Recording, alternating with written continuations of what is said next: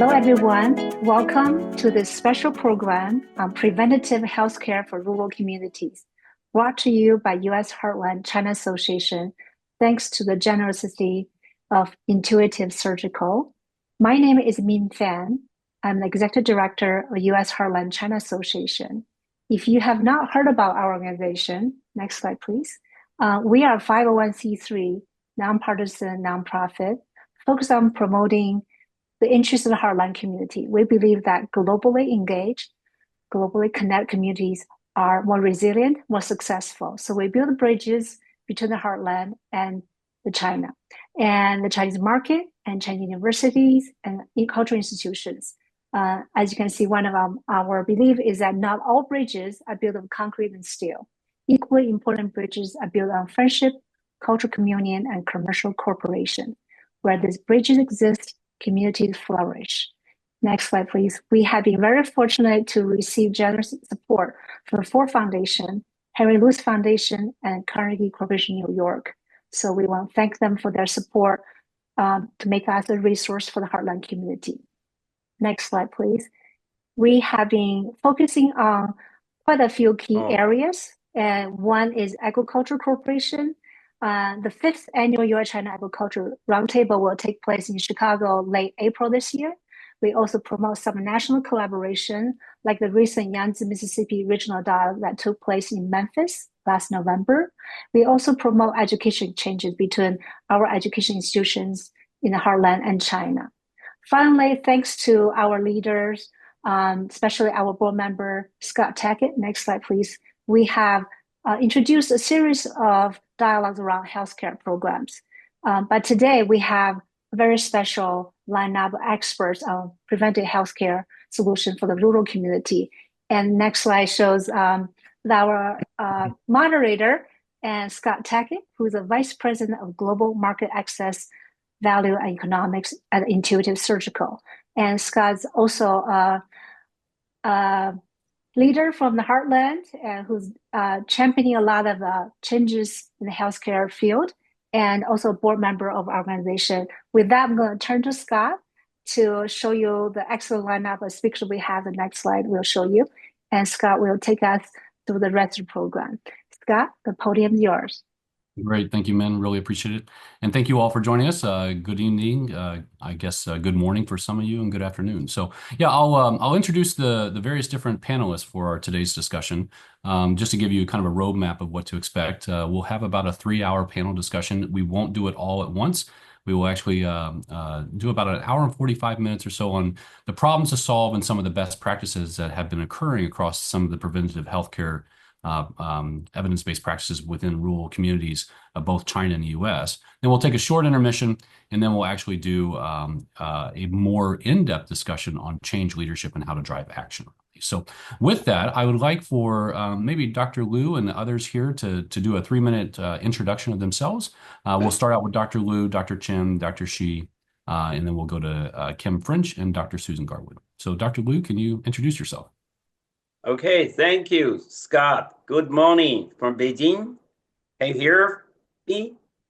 We can hear you just fine. Perfect. Okay, great. Yeah. Good morning, everybody. I'm Gordon Liu, professor and dean of PK University Institute for Global Health and Development. I am an economist by training.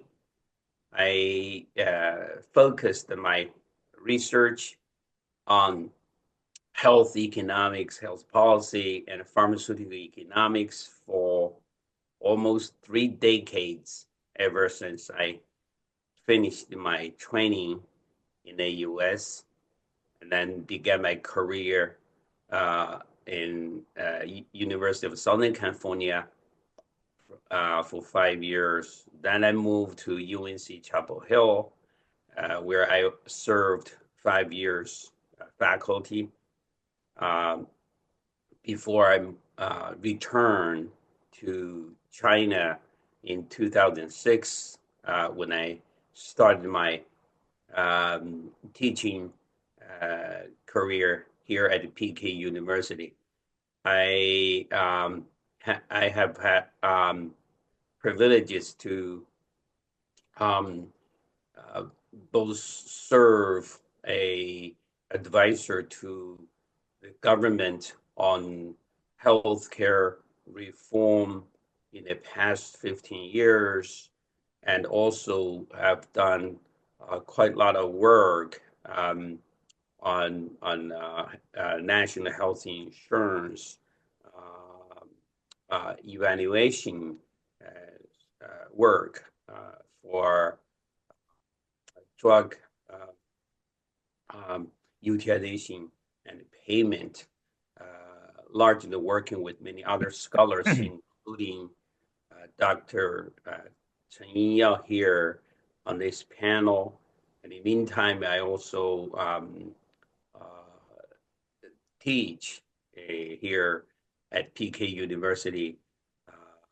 One of my most favorite courses is macroeconomy and health, which has been offered for more than 15 years for the entire university. Students are all over the campuses from different fields, not only from health science campus, but also from natural science field, as well as social science field. And I also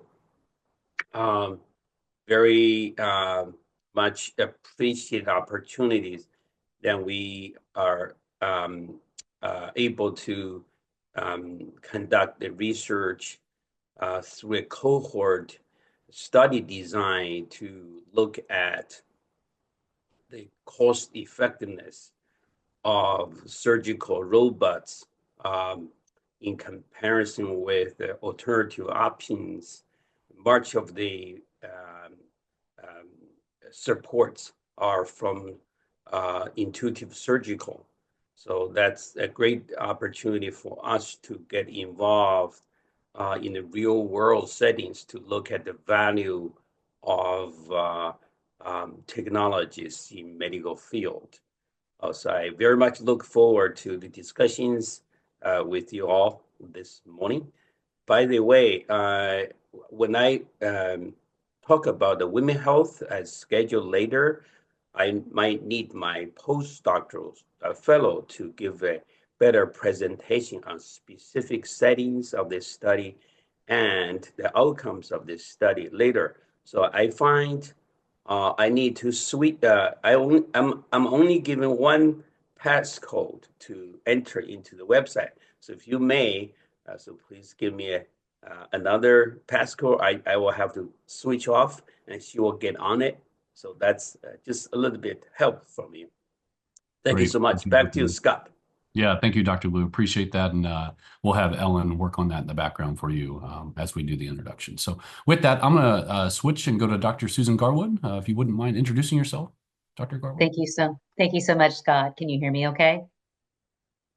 Perfect. Well, good. It's actually evening here in the United States. I'm here in Nashville, Tennessee. Thank you so much for the privilege of being able to share with you guys this evening. I am by trade a pulmonary critical care physician who also did training in interventional pulmonary. So I actually now have 100% of my practice in advanced bronchoscopy. I evolved into that really after developing a love of the lung cancer space and the diagnostic space in the early 2000s. And so in 2015, I actually moved over to join our HCA in the United States, which is the Hospital Corporation of America. We are the largest IDN in the United States. We have a little over 180 facilities. And so when I came over, I initially collaborated with our cancer center within HCA, which is Sarah Cannon, and was the medical oncology director for all of HCA. We really realized a significant need in the lung cancer space in relation to screening and early detection and stage shift and diagnostics. And so moved actually my administrative hat to now be the physician director for the pulmonary service line for all of HCA. I moved over just before COVID in 2019. So I really look forward to sharing what that experience meant to me from a leadership standpoint and some of this change leadership philosophy, because we all realized, I think, with COVID, that we could be more nimble, even in large healthcare systems, and be able to move the needle quickly. There was a tremendous desire due to impact on lives and potential for economic collapses. So during that time, we figured it out. I have taken that kind of entrepreneurial spirit and transformed what I believe is our approach to evaluate potential patients for earlier stage lung cancer diagnosis. And so we have launched, since I moved over in 2019, a little over 130 of our facilities with screening and incidental nodule programs. And so really look forward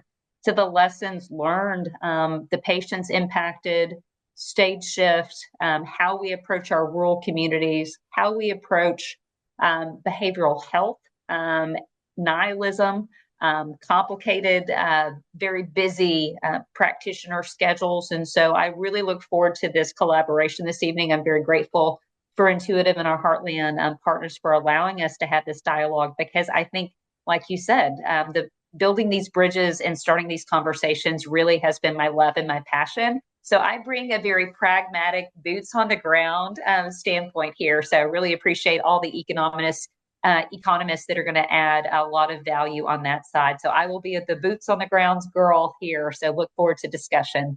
Thanks, Scott. Thank you, Dr. Garwood, and fantastic, fantastic introduction. I'm going to look now to have Dr. Chen introduce himself there in Shanghai. Oh, Scott, and thank you. And yeah, good morning and good afternoon or evening. And I'm Ying Chen, and professor of health services and health technology assessment, and at School of Public Health, Fudan University. So my academic area mainly focuses on health technology assessment, hospital management, and a little bit and global health. So for health technology assessment, I mainly and working on some under medical devices and pharmaceutical, but also the different kind of health screening and for different diseases. For example, and some screening strategy for births and their defects and the management in China, and some also public health and their screening strategy and in urban and the rural areas. So that's the first for the health technology assessment. The second mainly for the hospital management, mainly for the like macro and the hospital governance at the government perspective, but also from the perspective of hospital themselves. So mainly focus on some quality assurance and also the social responsibility, and that's the public health and should have. And so the other one is mainly a global health, and we go to different and Asia and Africa country and try to figure out the priority in different country or areas, and looking forward some kind of solution and to just control those kind of inequity and also the access issue, and yeah, from international experience, but also some China experiences and lesson, and for sharing those information and with all the that's global community. Scott, thank you. Yes, thank you, Dr. Chen. I appreciate the introduction and fantastic job on that. I'm going to go to Kim French then next to have her introduce herself.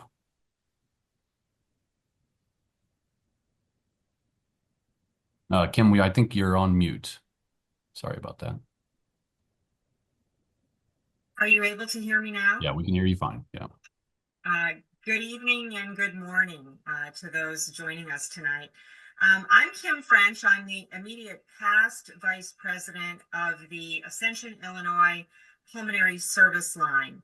I have spent the last couple of decades actually in the pulmonary and thoracic space with a focus on lung cancer screening, thoracic oncology, and really all things that are related to those two fields.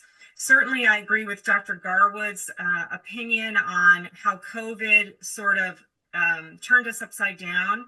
And through that tragedy, I think came success in a number of ways that really align, Scott, with some of the Cotter methodologies that you've talked about in the past. I'm really honored to be here tonight. I have a number of years with CHEST, which is the American College of Chest Physicians, as a board of advisor, both on reimbursement policy, health economics, and equity. So this is really ties into my experience, not only in my day job, but certainly in some of my committee and national society work, both with CHEST, ATS, and AABIP. You know, one of the things I was really thinking about in preparing a couple of remarks, I think it's amazing that we've been able to successfully integrate here national health systems across continents, industry partners who are absolutely invaluable to these processes, and advocacy both on the provider, patient, and health system side with our friends, our new friends at the United States Heartland China Association. This demonstrates, I think, a global commitment to solving issues, whether it's preventive care, early diagnosis and treatment, cost efficiency, access, equality. We've demonstrated time and time again it can be done. And we have to do this, we have to do better, and we have to come together as a global initiative with one goal and one voice. Thank you so much for including me tonight. Yeah, thank you, Kim. Fantastic comments and I think very, very well stated. So, Dr. Shi, do you mind introducing yourself next? Well, thank you, Scott. And thank you the invitation from the Heartland China Association for this wonderful panel about the preventive healthcare. So I'm Li Zhenxi, I'm professor, and also am the endowed chair in the Department of Health Policy and Management, School of Public Health, Tropical Medicine at Tulane University in New Orleans. And so my background, my clinical training is in the clinical pharmacy. So spend a lot of time in the bench science side, and then I received my master's in economics, and then also the PhD in pharmaceutical economics and policies. So I spent a few years working in the industry in one of the major pharma companies in Heartland in the United States as well. And then I had my faculty appointment at the Tulane, and I will have stayed in New Orleans, wonderful cities, for 20 years. So my research in relevant to today's topics is in the mostly in the cardiovascular disease, hypertension, diabetes, and then the CVD, cardiovascular disease, and kidney disease. And I also spent more recently some research projects looking at the medication payment policies relevant to the women's health, particularly maternal health, and to reducing the infant mortality and maternal mortality. Looking at how that we can give them a more better insurance coverage for those new moms, how that's going to affect on the maternal health status and also infant pediatric health. So I think it's very important for us to have this dialogue about preventive health. How we going to bring in a multi-stakeholder approach, including provider, patients, and then and also potentially payers into this. And it's so important, and that's the kind of project I'm doing, is that if we can improving the health policy to get it better. In the United States, have expanding the Medicaid coverage and then extend the postpartum coverage for the new mom. All things really make a great a kind of leverage for like reducing the disparity, improving health outcomes. So I have very interested to join these panels. Really try to share some of my thoughts and really want to have dialogue on the challenge and opportunities to have this kind of knowledge sharings between China and also in the United States. I'm stopped here, so back to Scott. Yeah, thank you, Dr. Shi, and thank you for again joining us. I'm going to now go to Hong Kong, and Dr. Lin, I would love for you to introduce yourself. Thank you very much. It's a great pleasure to be able to join as a discussant. I'm really looking forward to what the panelists have to say. I work in health policy and systems and have really split my career between the US, Australia, and the Western Pacific region. I've been at Hong Kong University as the Deputy Dean in the Faculty of Medicine for 5.5 years. Prior to that, I was Director of Health Systems for the Western Pacific Regional Office of the World Health Organization. And before that, head of the School of Public Health in Australia.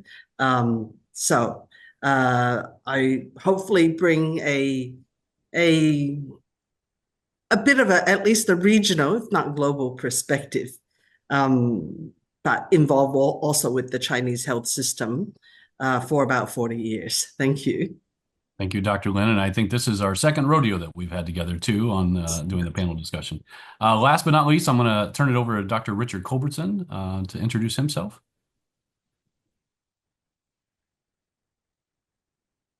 Thank you so much, Mr. Tackett. I appreciate the opportunity to join this group as a discussant. I'm Richard Culbertson. I am presently wearing a couple of hats. More recently, I am clinical professor of family and community medicine at the University of California at San Francisco.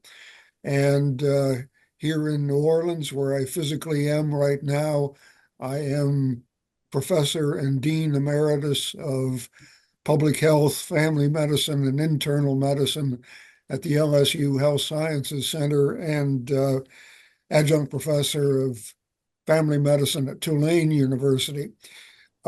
Prior to becoming an academician, I was the chief executive of the Kaiser Permanente Hospital in Los Angeles, at Sunset in Vermont, and Hollywood, if anybody's familiar with that part of the country. And so I have some appreciation of primary and preventive care within the context of a large health system and how it can be financed, at least as well as I've seen it done over time. I've also been chief operating officer of a large safety net facility, a level 1 trauma center in St. Paul, Minnesota, and which observed an open door policy for all comers, regardless of insurance status, for care at that particular facility. And I've also served as chairman of the board of Aurora Healthcare, the largest private employer in the state of Wisconsin, which is now part of the Advocate system out of Chicago, Illinois. So it's a pleasure to be here. Thank you so much. Yes, thank you, Dr. Culbertson. All right. As you all can see, a fantastic lineup, a fantastic group of panelists, and I think we're going to have some really fantastic discussion over the next couple of hours. So real quick, I'll introduce myself. So Scott Tackett, I am a vice president of global market access, value and economics at Intuitive. I am been with the company now for 10 years. I've been working in the industry for more than 25 years.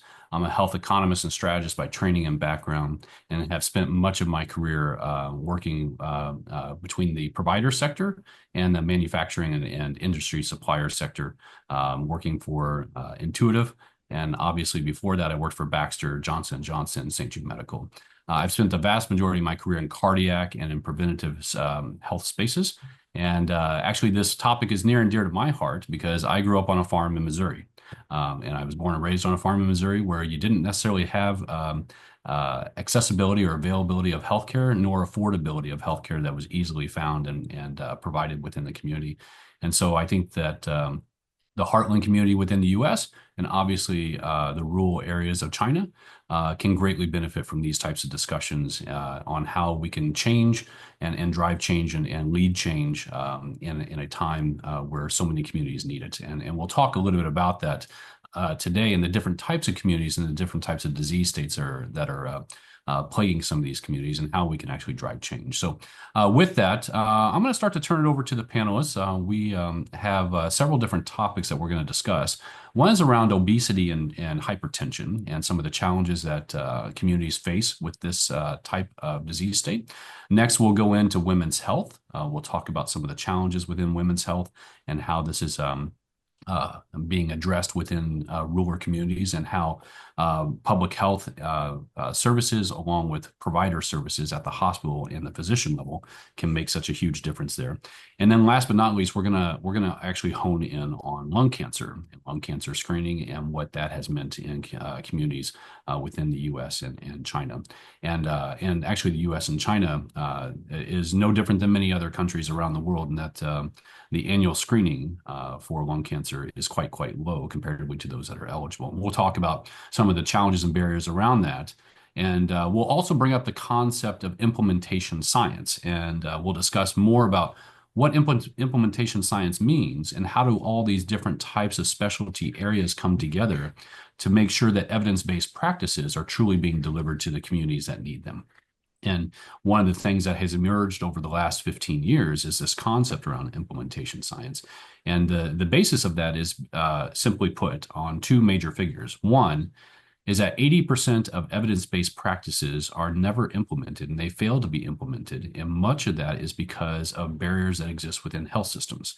And it's not intentional, but it's the barriers that exist. And that can be anything from how do you develop incentives and motivators, economic factors, socioeconomic factors, social determinants, and so on. But there are determinants that are impacting the ability for these practices to be adopted. The next figure you should be aware of is that of the 20% that succeed of evidence-based practices, it typically takes on average about 17 years for those evidence-based practices to go into full adoption, which to Kim French's comments earlier, I think that points to a huge opportunity for partnerships across the provider, payer, policymaker, industry, and so on to make sure that these barriers are well understood, to make sure that these barriers are not only well understood, but are identified and that change leadership can start to occur on how to address them so individuals and communities can thrive in these spaces and that we're also addressing the health disparities that are occurring. So with that, I'm going to start to turn over the conversation. I would like for the panel to get oriented to the topic of obesity and hypertension. This is obviously something that I believe has been top in the media, and we've talked about it for a long time. We now see GLP-1 drugs coming into the marketplaces that are starting to be targeted for the treatment of obesity. But not GLP-1s can't do it all. And again, there is that aspect of implementation. So Dr. Shi, I know you have done a extensive amount of research in hypertension and obesity. I would love to get your thoughts on some of the problems to solve around this disease state and what you found within your research. Well, thank you, Scott. Thank you for giving me the opportunity to tee up these conversations. I'd like to kind of introducing a little bit the research we have been engaged in the rural community, both in the United States and in China, and also globally.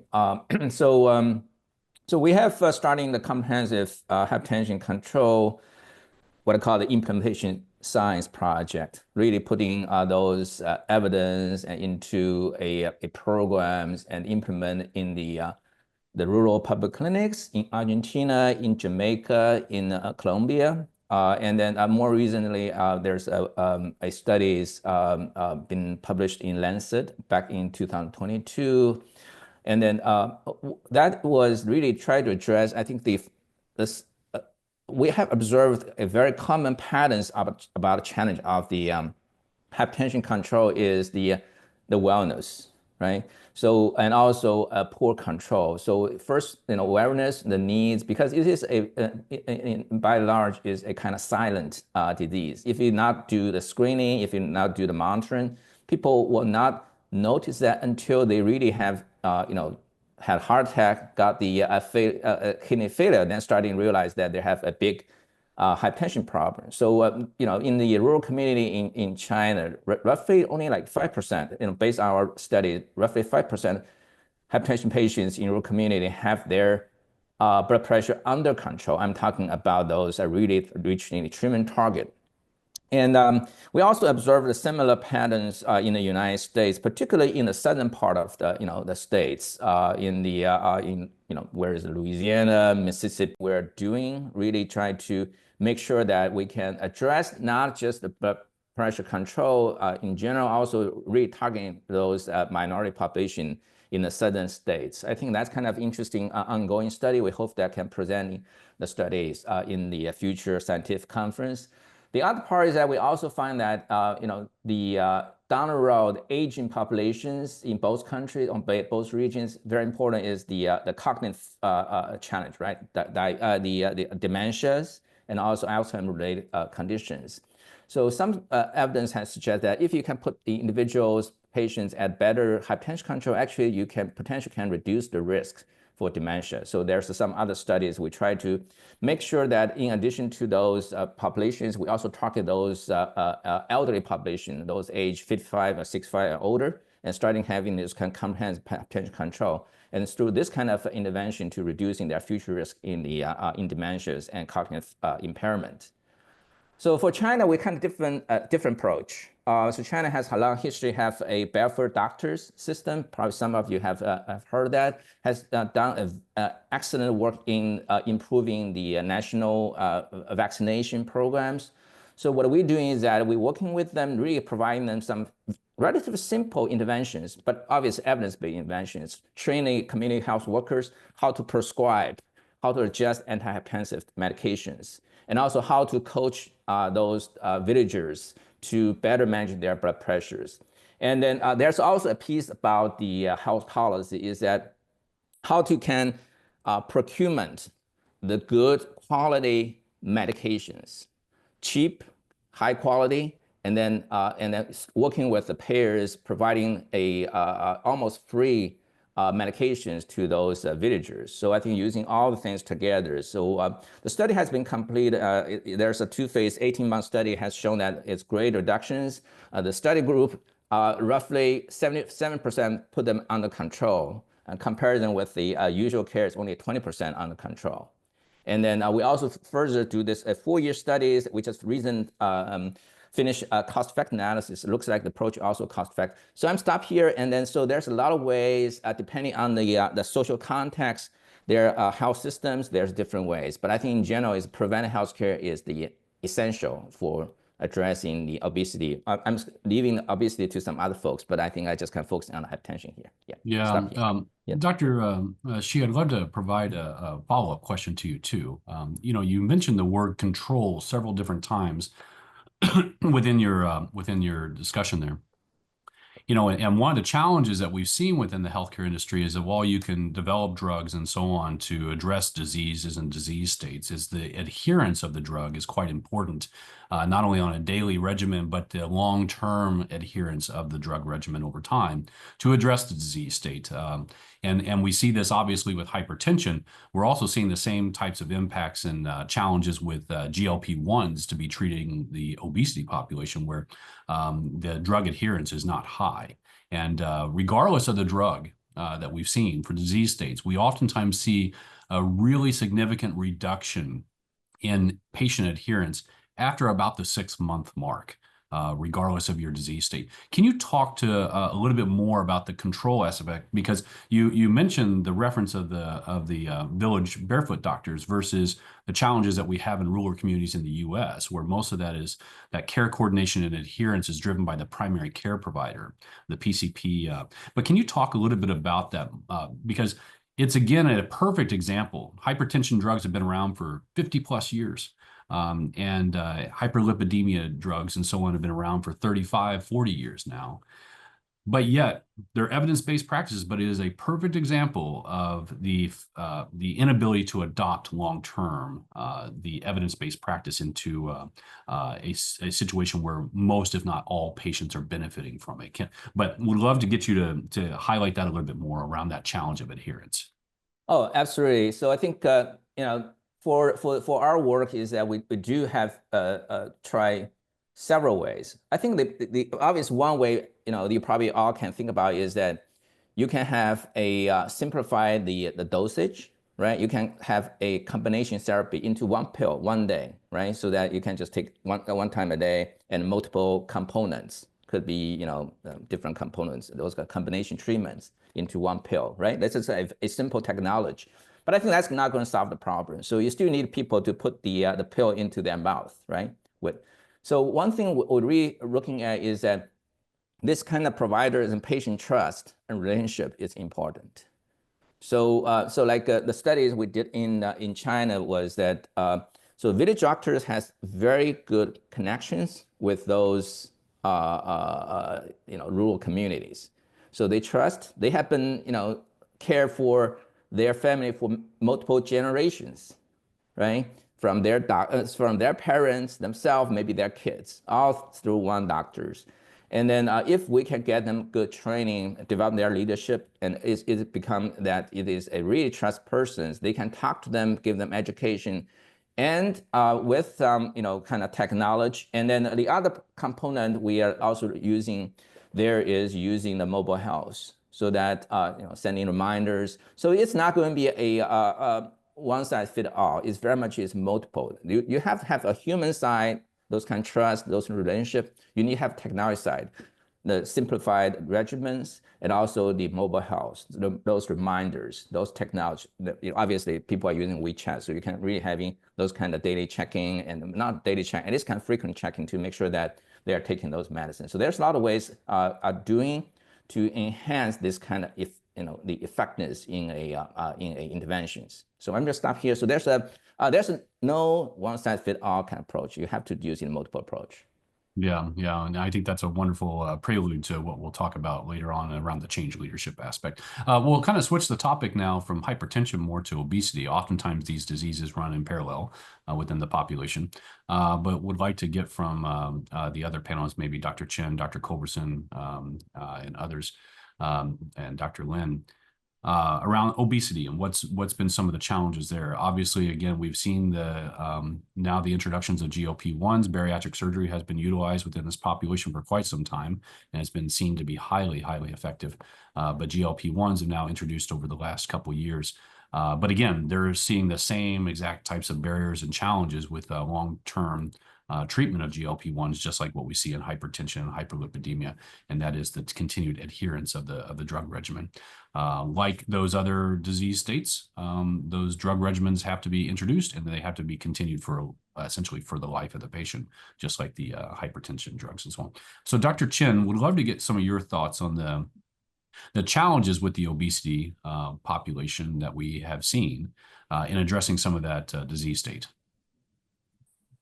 Okay, I think whatever the obesity or hypertension actually is very high prevalence and in China, because the big population and also very high and the prevalence of hypertension and diabetes, and so it's really and public health challenging and for in China.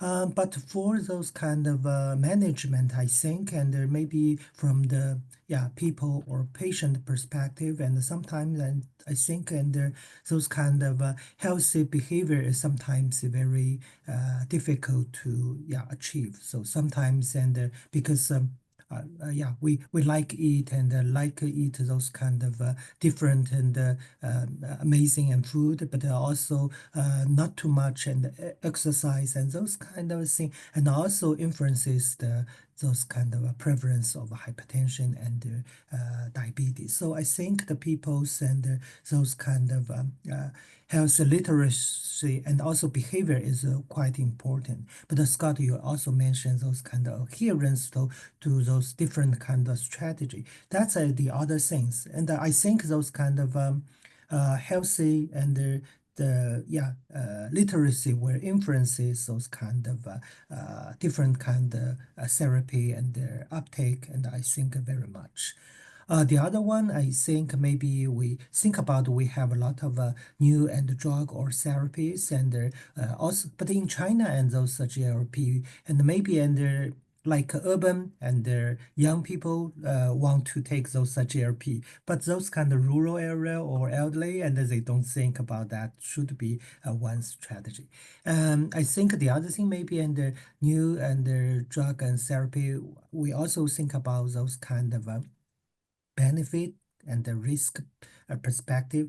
Yeah, sometimes and if we take some drugs, but maybe and control the weight very well, but also less the blood sugar level. But maybe they don't want to eat and appropriate food and the other things and the side effects. So maybe and from technology assessment, we should balance those kind of benefit and the risk, not in short-term perspective, but also long-term and perspective. Sometimes and already, maybe the efficacy, that's the evidence is already there, and 1 year or even 5 years or 10 years. But long-term and the side effects, maybe we still need monitoring and figure out how to control those kind of side effects. So I think, it's a kind of multi and the solution and the management those kind of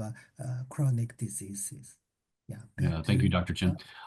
I'd probably look to call on Dr. Lin and Dr. Culbertson to maybe even add some more perspectives around different, not only China, but Asia Pacific markets overall, and countries that are having the challenges of hypertension and obesity, and then Dr. Culbertson, of course, your experiences in the U.S. Can Dr. Lin also comment on the obesity and hypertension challenges within the countries? Sure. I think I want to just reinforce, I think, some of the earlier points, the importance of building trust as well as health literacy. And just one thing to add that I found quite interesting in my visits to various parts of China in the last couple of years is the extent to which health literacy is being supported through that partnership with the primary healthcare system. So, people can measure blood pressure at home and then have it live sent to the health center, just as they can get virtual dollars, like in their health piggy bank for adhering to lifestyle scripts, whether it's physical activity or healthy diet, and be able to trade those things in for health products. So I think some of these little things, do capture people's interest and help maintain and help develop the health literacy, which is so important. I think if we look more broadly across the region, we do have these really overwhelming factors like rapid urbanization and cities which are driven by cars and people moving in from the rural areas, all of which are actually, serious risk factors that need to be overcome. At the same time, the rural healthcare and public health workforce is not necessarily at the quality and as conscious about the range of evidence-based practices. So I think there's a lot more to be done in terms of both working at that individual clinical level and bring that together at the population and environmental level, all of which, is also made difficult by just the shift in diet, the availability of, cheap processed food and high sugar drinks. And of course, the Asian passion for food means people just love to try to eat different things. So I think it's a really, really complex issue that requires a lot of culture change. And health education and health promotion will have to become an important part of what every clinician actually does. Thank you. Yeah. Thank you, Dr. Lin. Yeah, it does present as a very wicked problem for a complex system. Well, when we get into the solutions aspect, Dr. Lin, I'd love to get your thoughts more on that, the incentive and motivator aspects around the credits and how that could be applied in different types of settings. I think that would be fantastic for you to expand upon that some more. Other questions from the panelists to those that have spoken on the hypertension and obesity challenges? If not, then we'll look to turn it into a women's health into the women's health discussion. Hey Scott, can I add a comment on Sure. hypertension? Yes, a couple of years ago, I was fortunate enough to participate in a study in Rongcheng City, which is a coast city in Shandong province, where the local government invites several healthcare providers to the city for a massive prevention of hypertension through through not only the health educations, but also try to engage the people in the Rongcheng city through something like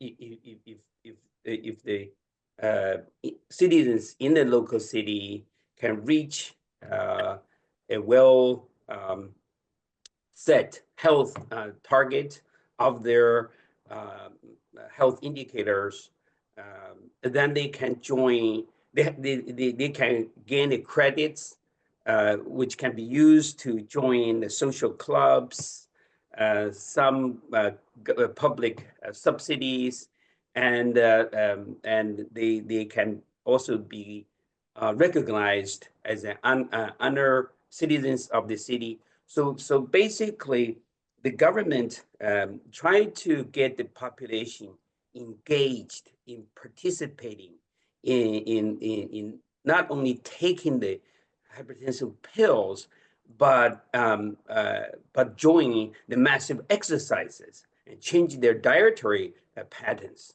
As a result, we see the disease conditions associated with hypertensive conditions dropped significantly for the whole city. We actually conducted some quantitative analysis of the population in terms of reductions in mortality and mobility of the diseases that are directly associated with hypertensive conditions. It is very, very important lesson in my observation, because here when we're talking about medication therapies to the patients who have a high risk for hypertensive conditions, we also need to think about how can we engage the population at a massive scale through some economic behavioral instruments so that they are motivated to join such a program. I think we have to take into account changes in people's behavior in response to changes, some incentives coupled with medication therapy. I think that will make a much greater difference than otherwise. That's something I want to share with you. Yeah, no, that's very important comments, Dr. Liu. I think that we've seen a lot as far as different types of studies, different types of settings on this notion of using incentives and motivators or nudges even to change behaviors. Because I think several of you actually already pointed out the behavioral aspect of the disease state and so on. And how do you overcome some of those behavioral aspects and put patients on a different course towards adherence to whether it's drug therapy or maybe assisting them around care coordination to maybe even a bariatric surgeon if they can have that access and so on. So I think that there's all different ways that you can engage the population and drive that health literacy to another level of making that health literacy move into action. through those incentives and motivators and nudges. Dr. Culbertson, would love to get your also thoughts on some of this, giving your public health leadership across the U.S. and both in the acute care state and obviously in the community. But around the aspects of obesity and hypertension, what are you seeing as some of the problems to solve in the U.S. With relationship to some of these disease states? Yes, Scott, can you hear me? Yeah, we can hear you just fine. Excellent. I'm sorry, that we are undergoing some very strange weather conditions here in New Orleans, and Yes. I including believe you're having your first ever blizzard, if I recall. It is a record snowfall not seen here since 1895. So Wow. I lost you for a minute, so I am on my iPhone right now, and I appreciate everybody bearing with me in this. I think that when I look at a problem of the sort of obesity, we recognize that there is a lifestyle element that contributes to the presence of obesity in a population. There's a genetic element, and there are, I suppose, multiple ways you might say of approaching the uh, approaching the issue, or even uh, defining whether obesity is in fact a problem in the first place. But what I'd like to suggest is that as we look at person power that might be available in the health professions to deal with uh, not only the medical phenomena of intervention in obesity, but also, as was noted earlier, the trust element involved a uh, as an honest broker, if you will, or reliable source of information. One of the major challenges that we have in rural societies, and this is true certainly in the US, but also in uh, other industrialized or industrializing countries in the world, is the relative uh, scarcity of uh, providers in those communities, which is unfortunately demographically getting worse. We see more uh, physicians of advanced age, for example, in the U.S. in these communities, and it was therefore noted that maybe one of the solutions might be the community health worker.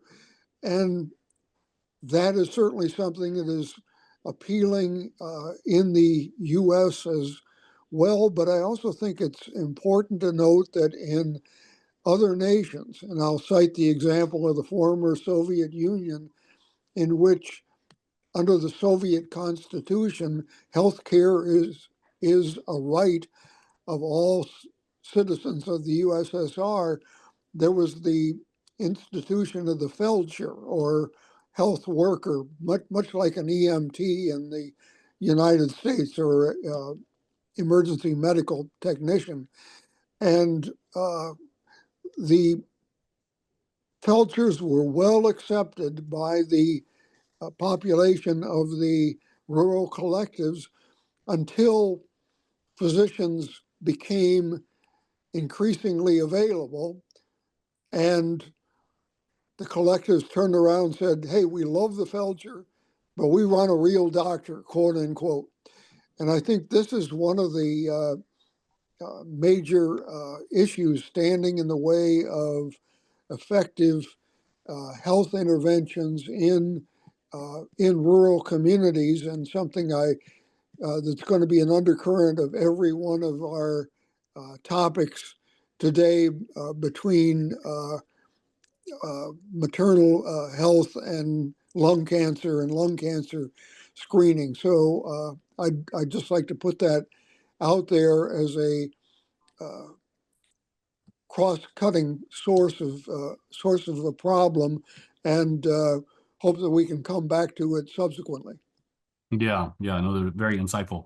I think, Dick, your point on the universal access and human right to healthcare by different nations around the world is a critical factor of this all. The U.S. is the only developed market in the world that does not have healthcare as a basic human right written within its quote unquote Bill of Rights for all citizens and all those that make up the nation. So it is a critical factor that drives obviously funding and drives perspectives on investment.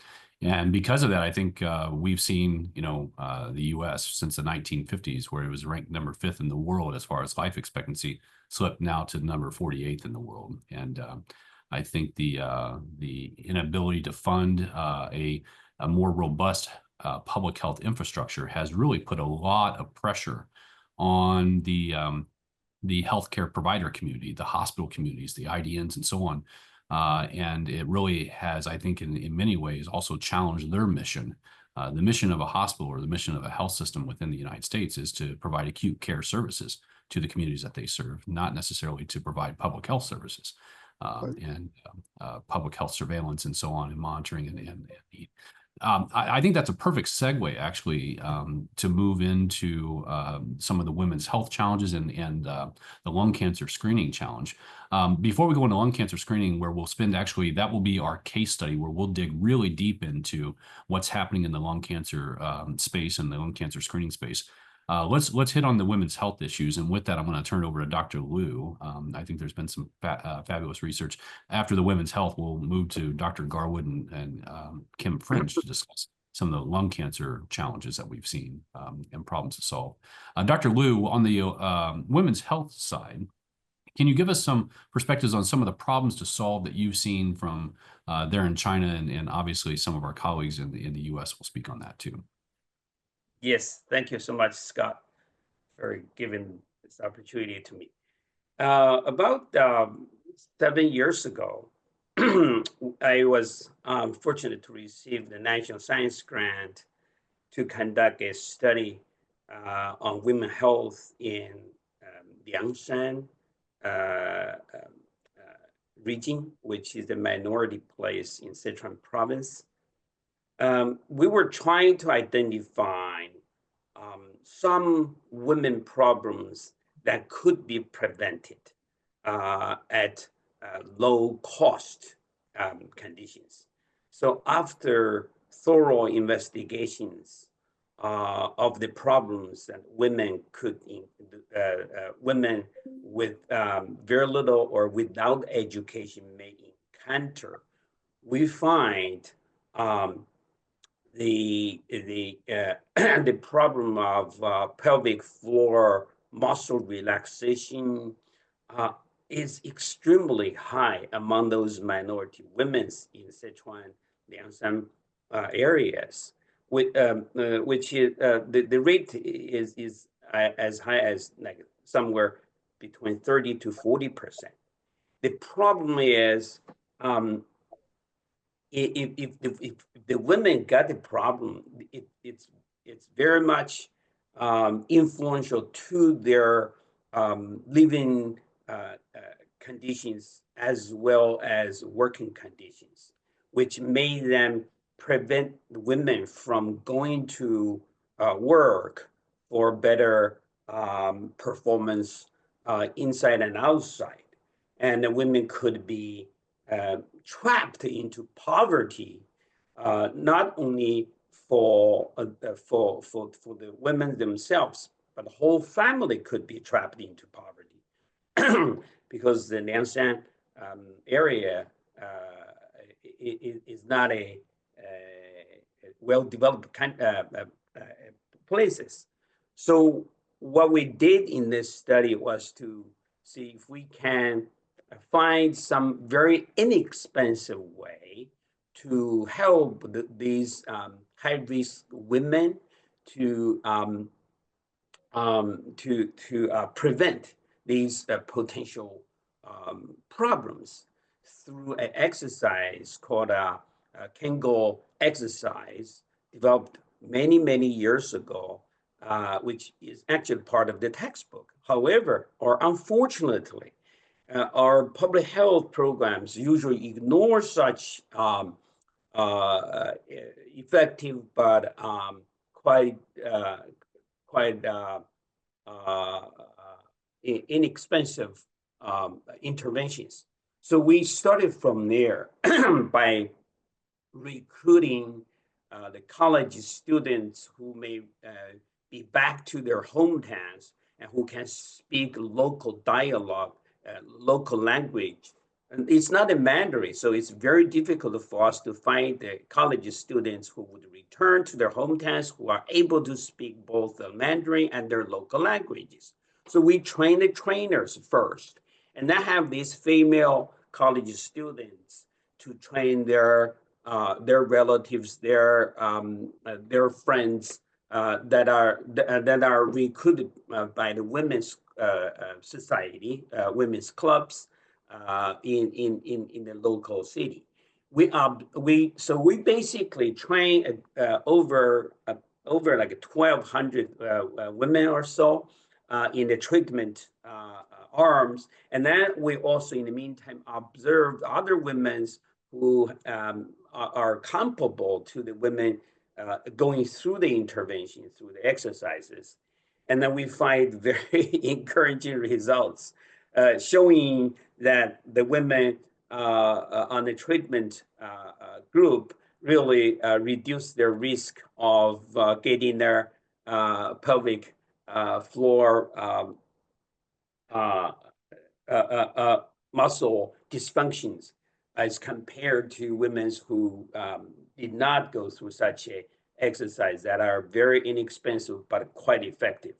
Now, that's why I really want to share this results, because if we can make a change in the women in such a remote, poor areas, to help to help them get out of poverty, otherwise, and then such a program can be easily applied to other places that are better developed. So I think this is great study we just want to share with you. I'm not so sure in heartland areas in the United States such a problems could be a barrier for women's health and women's development. I invite my colleague, Dr. Wu Ziting. She is really a driver for such a program. She's my fellow postdoctoral fellow, and she now is going to be a faculty member in other institutions. So I have invited her to join us. If you don't mind, I want her to give a very brief introduction to the program and some findings from the study. Is that okay? Yeah, Dr. Liu, I think that's fantastic, and thank you for inviting her. Your comment on the applicability of this in the U.S. and the U.S. heartland and so on, I think is without question, social economics always have an impact on individuals' health, whether it's women or men alike. But social economics are at the foundation of being able to provide the basic healthcare infrastructure or public health infrastructure so communities can thrive. And so without a doubt, social economics is always a major element and has to be addressed in order to advance the health of communities and individuals. So yes, would love to see the presentation or the comments.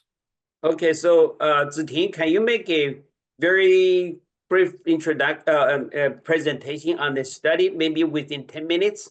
Just make sure, get it done within 10 minutes. Go ahead, Ziting. Okay, thank you, professors and everyone. I will share my screen.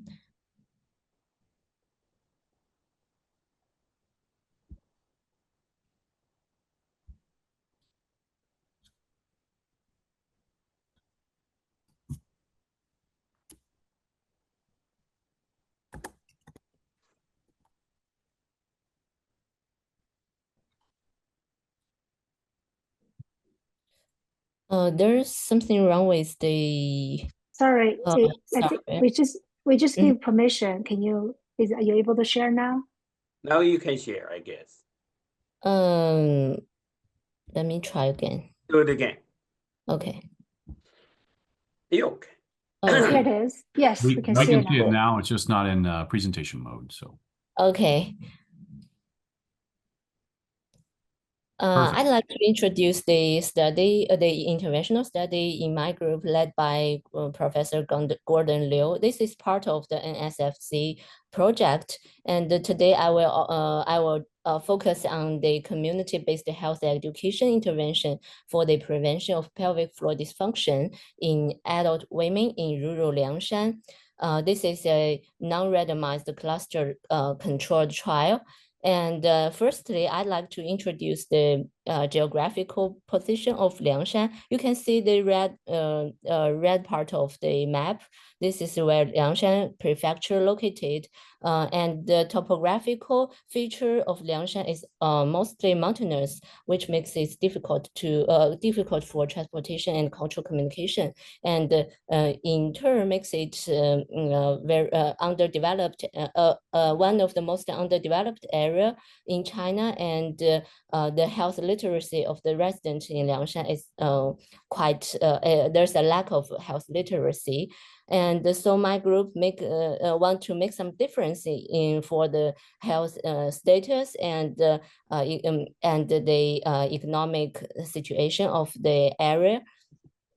And why we focus on pelvic floor dysfunction, actually we did a qualitative study before we did this interventional study, and we want to make sure what is the most prevent health problems and influencing factors among adult women in Liangshan area. This is a 40 adult women qualitative study, and we found that the gynecological or urinary illness and the physical pains are the most prevalent health problems for women in Liangshan.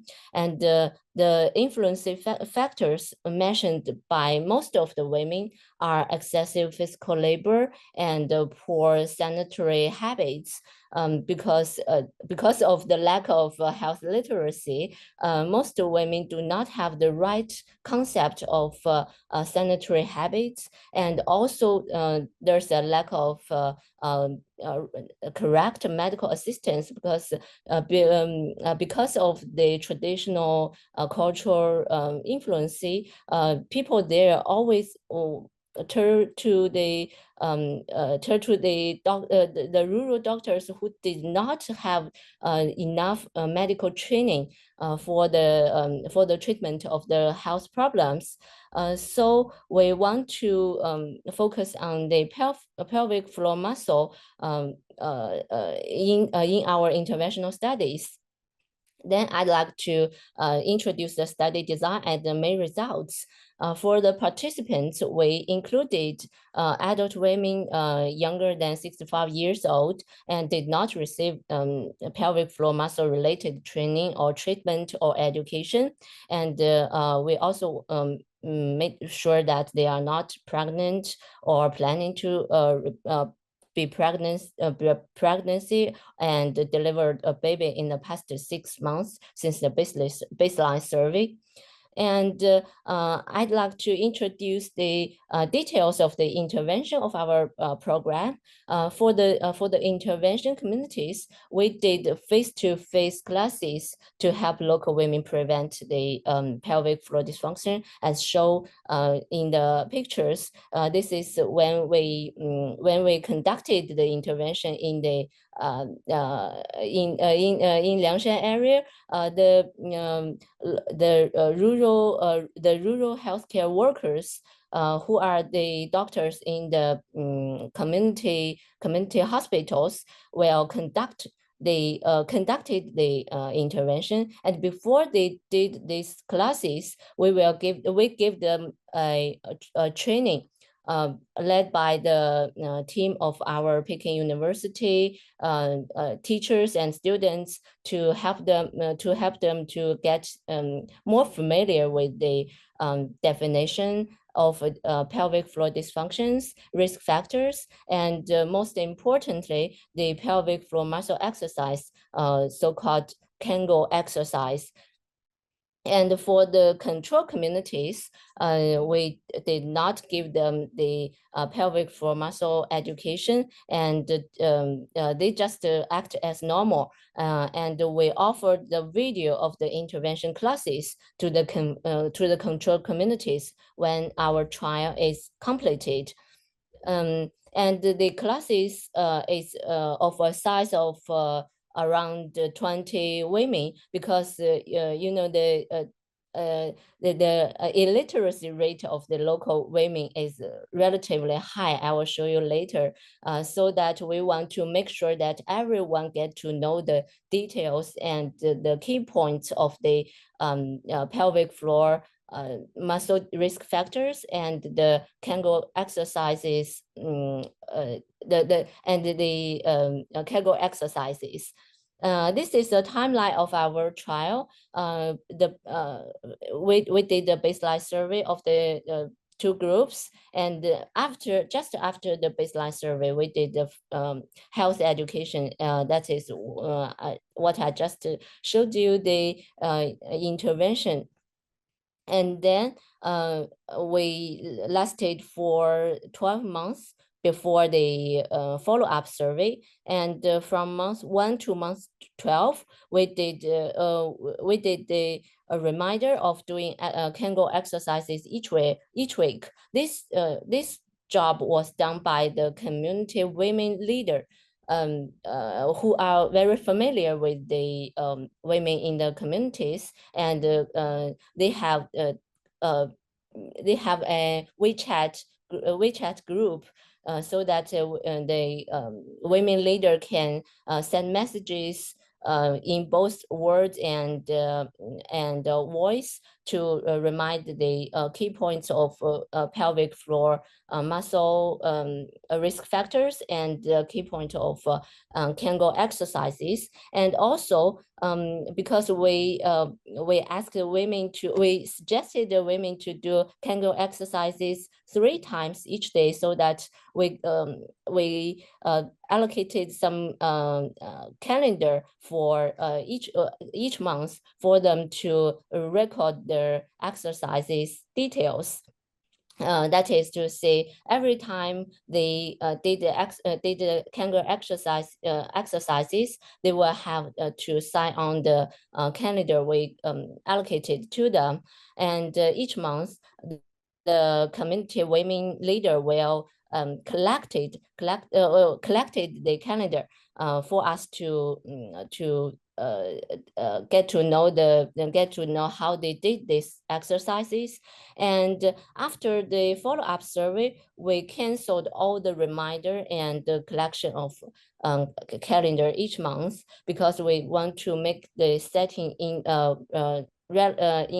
relatively normal setting, because in the normal daily life, no one will have some reminder for some health education or Kegel exercises. So we want to say the intervention effect after we canceled all the reminder and the collection of calendar each month. And then after 18 months from the baseline survey, we did the final survey to have an evaluation. And the outcomes we focused on is PFDI 20. This is a questionnaire for the pelvic floor distress inventory, and consists of 3 major parts, including prolapse-related symptoms and bowel-related distress, as well as urinary function distress. The range of the score is from 0 to 300. For each component, it's from 0 to 100.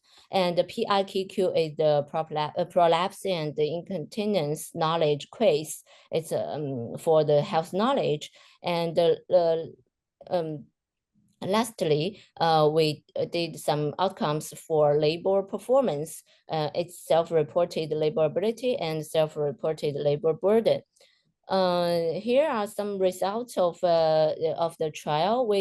Finally we have 1,120 identified and qualified participants, with 545 in the intervention group and 575 in the control group. And after 8 months follow-up, we have 462 in the intervention group and 504 in the control group. We examine the baseline balance between the treatment and control groups. You can see from this, from table 1, the results indicate that the two groups are largely comparable at baseline, with no significant differences in most observable characteristics and outcomes. However, we also found some statistically significant differences in this table. In the treatment group, you can say they had fewer years of education, 0.9 years of education, and in the control group they had more years of education. Yes, it's 1.2 years, so the literacy rate in this area is relatively high, around 80%. But the statistical analysis showed that the intervention group has a little bit more, a little bit higher illiteracy rate in the intervention group. And for some outcome variables, we also found some differences. And in the later statistical analysis, we controlled these baseline values, which are not balanced in the baseline as controls in the regression, so that these imbalances should not affect our results. Table 2 shows the short run and long run. Short run means 12 months and long run means 8 months of the intervention effect on women's pelvic floor outcomes. And in the short run, the intervention has a positive and significant impact on pelvic floor outcomes as measured by PFDI 20 and also the health knowledges as measured by PIKQ. But we did not find the impact on labor ability and labor burden. And in the long run, the overall improvement in pelvic floor conditions persists, with PFDI 20 scores continuing to show significant reductions. And table 3 presents impact of the health intervention, the aggregated effect of the intervention. The results indicate a significant improvement in women's overall pelvic floor conditions, with the PFDI 20 scores decreasing by about 8%, 8 points. This corresponds to an approximate 50% decline. I showed you here the mean score of PFDI at baseline is 15.6%. So it's a 50% decline from the baseline level, suggesting a substantial improvement in pelvic floor conditions for participants. Well, we also find the sign of the estimated coefficients consistently stats positive effect on health knowledge and labor ability, which should be, we hypothesize that these two outcomes should show some improvement after the intervention. And also we found some a negative effect on the labor burden, but unfortunately we did not find statistically significant results. I think one possible explanation is that participants may have had difficulty retaining the knowledge provided during the intervention. By the time the post-intervention surveys were conducted, and this is particularly likely given that many participants, it's around 80% have limited levels of literacy and education. And as for the labor performance, I think the improvements in pelvic floor health alone may not translate into noticeable changes in labor outcomes, and maybe labor ability and burden are likely affected by broader health factors, which are not directly addressed by our intervention. And we also did some heterogeneous effect of the intervention for the four outcomes I mentioned just now. In terms of PFDI 20, we found some interesting findings. Participants who are older, like 46 to 65 years old, who are more educated and who are married or living together, and who have a monthly capital income more than 1,000 Chinese yuan, the intervention makes a effect larger in those groups compared with the counterfactual subgroups, so that we can see the effect emerges largely in these subgroups, and which may help us to have some policy implications for the pelvic floor muscle health. And okay, this is all the introduction of this study, and I'd like to ask the questions or discuss or have the discussions with you in this panel. Thank you. Just quickly, one footnote for the panel. One of the reasons we did not find much impact of our intervention on labor performance was because this study, unfortunately, was conducted in a 2021-2022 during the COVID. So people were not really going out to do much work either way. So that I think that's one of the background factors we have to keep in mind. If we were doing this study again in normal situations, I think the results might be even more encouraging. Yeah. Back to you, Scott. Yeah, thank you, Dr. Liu, and fantastic presentation. Any questions from the panelists? If not, then we'll move on to the lung cancer screening topic in lung cancer.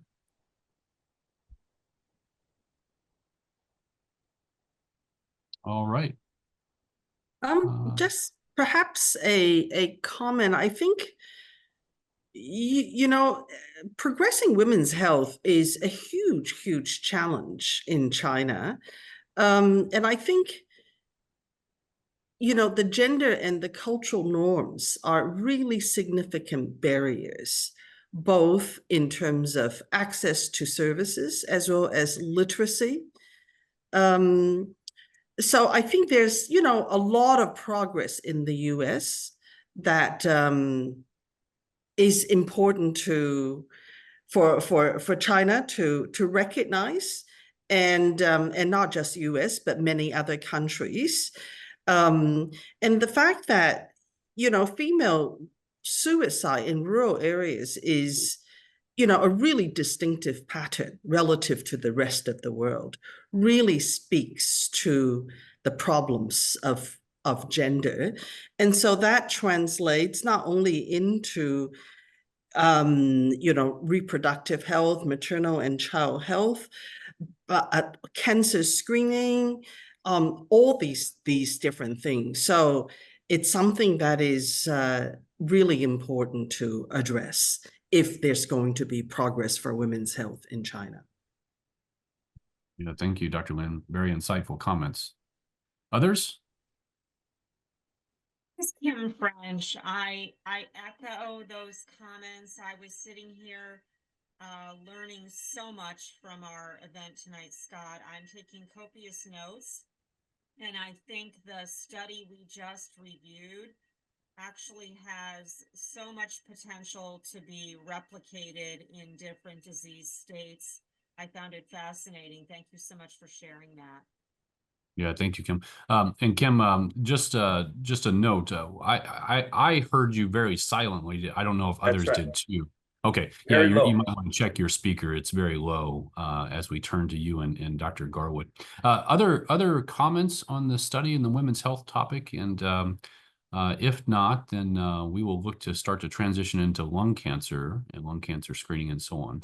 Just to give everybody a time mark, in about 25 minutes, we'll take our break after we get through the lung cancer screening and the problems and to solve there. And again, we'll take a break for about 10 minutes. We'll come back and then we'll talk about the change leadership, or what are some of the solutions and ideas that could be shared that could drive action within these various different disease states. We'll also open it up for questions for those that are attending the call live right now. So, excuse me. Any other questions on the obesity or I'm sorry, on the women's health topic? And Dr. Lin, fantastic comments too. All right, with that, let's transition into lung cancer. Just to give some of our viewers context here, for most countries around the world, lung cancer is still leads to very, very high mortality and high death rates overall. Lung cancer in the United States, just for example, is the third most common form of cancer, but it is the leading cause of cancer deaths, and cancer deaths are number 2 behind cardiovascular disease deaths, related deaths in the United States. So lung cancer is significant. It is a significant public health problem. And we also have evidence-based practices that can be issued and followed that make lung cancer much more survivable if you can catch lung cancer very early on in the disease state. So give some perspective here. If you catch a lung cancer patient case, within stage 1 or stage 2, you have very different survival rates than a stage 3, stage 4. So stage 3, stage 4 lung cancers usually result in a less than a 20% for 5-year survival rate. In fact, the 5-year survival rate is close to about 15%. If you catch lung cancer in stage 1, stage 2, your 5-year survival rates are closer to 80+%. And so far, far different patient outcome overall. And so because of that, the importance behind identifying early stage lung cancer and diagnosing and treating that not only has a significant benefit to the patient from the outcome and the life expectancy, but also can dramatically reduce healthcare expenditures within countries and the healthcare costs overall in the treatment of the disease itself. Would love to hear from Dr. Susan Garwood and Kim French, who have extensive experiences on the clinical application of different technologies and also addressing lung cancer screening within the screening population. Would love to get your thoughts on the problems associated with lung cancer, not only globally, but what we've seen here in the United States and some of the unique aspects that you found within your practices. Yeah, absolutely. Thank And you, feel free to Scott. tag team, by the way, too. I know that you all We'll know each other go. quite well, so feel free to tag team on it. We'll go back and forth. So I always like to start with my why. Like, why did I get involved in this space? And I think it's important to have a clinical context. You talk about the number of new cancers that we have every year, and it being a number 1 cancer killer globally.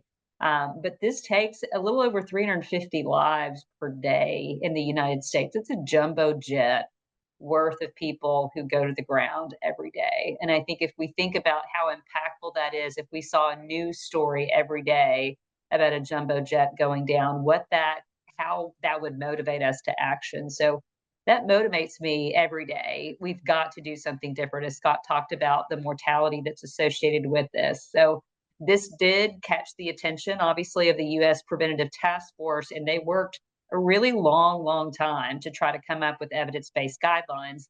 I think one of the most interesting things Scott has said that I've taken away already is that about 80% of these evidence-based guidelines do not get put into practice. And on average, it takes about 17 years. So not to be nihilistic about lung cancer, we're the new kids on the block. Lung cancer, when we had the National Lung Cancer Screening Trial, I think we all were so excited that this really was going to transform lung cancer in the United States. And then once the Nelson trial came behind that, confirming that if you screened, you could save lives. 300 scans, one life saved. We all thought it would transform care, but instead it took from 2011 when that's published, when that study was published, it took until 2015 for the U.S. Preventative Task Force to make the first recommendation for screening. That recommendation was only modestly adjusted in 2022. So we have very new guidelines. If you think about us versus breast cancer began coverage with CMS in the 1970s.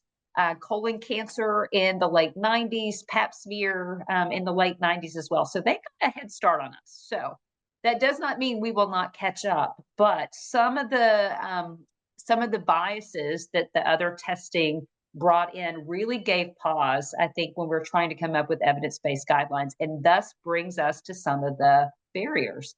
And I think the number one barrier to lung cancer screening adoption, which if we look at our report card for last year, we were up to about 16% of the US population. We struggled around the 5% mark for a very long time, but we have gotten up to about 16%. But the number one barrier, in my opinion, I'd love to hear Kim's thoughts, is just the complicated criteria.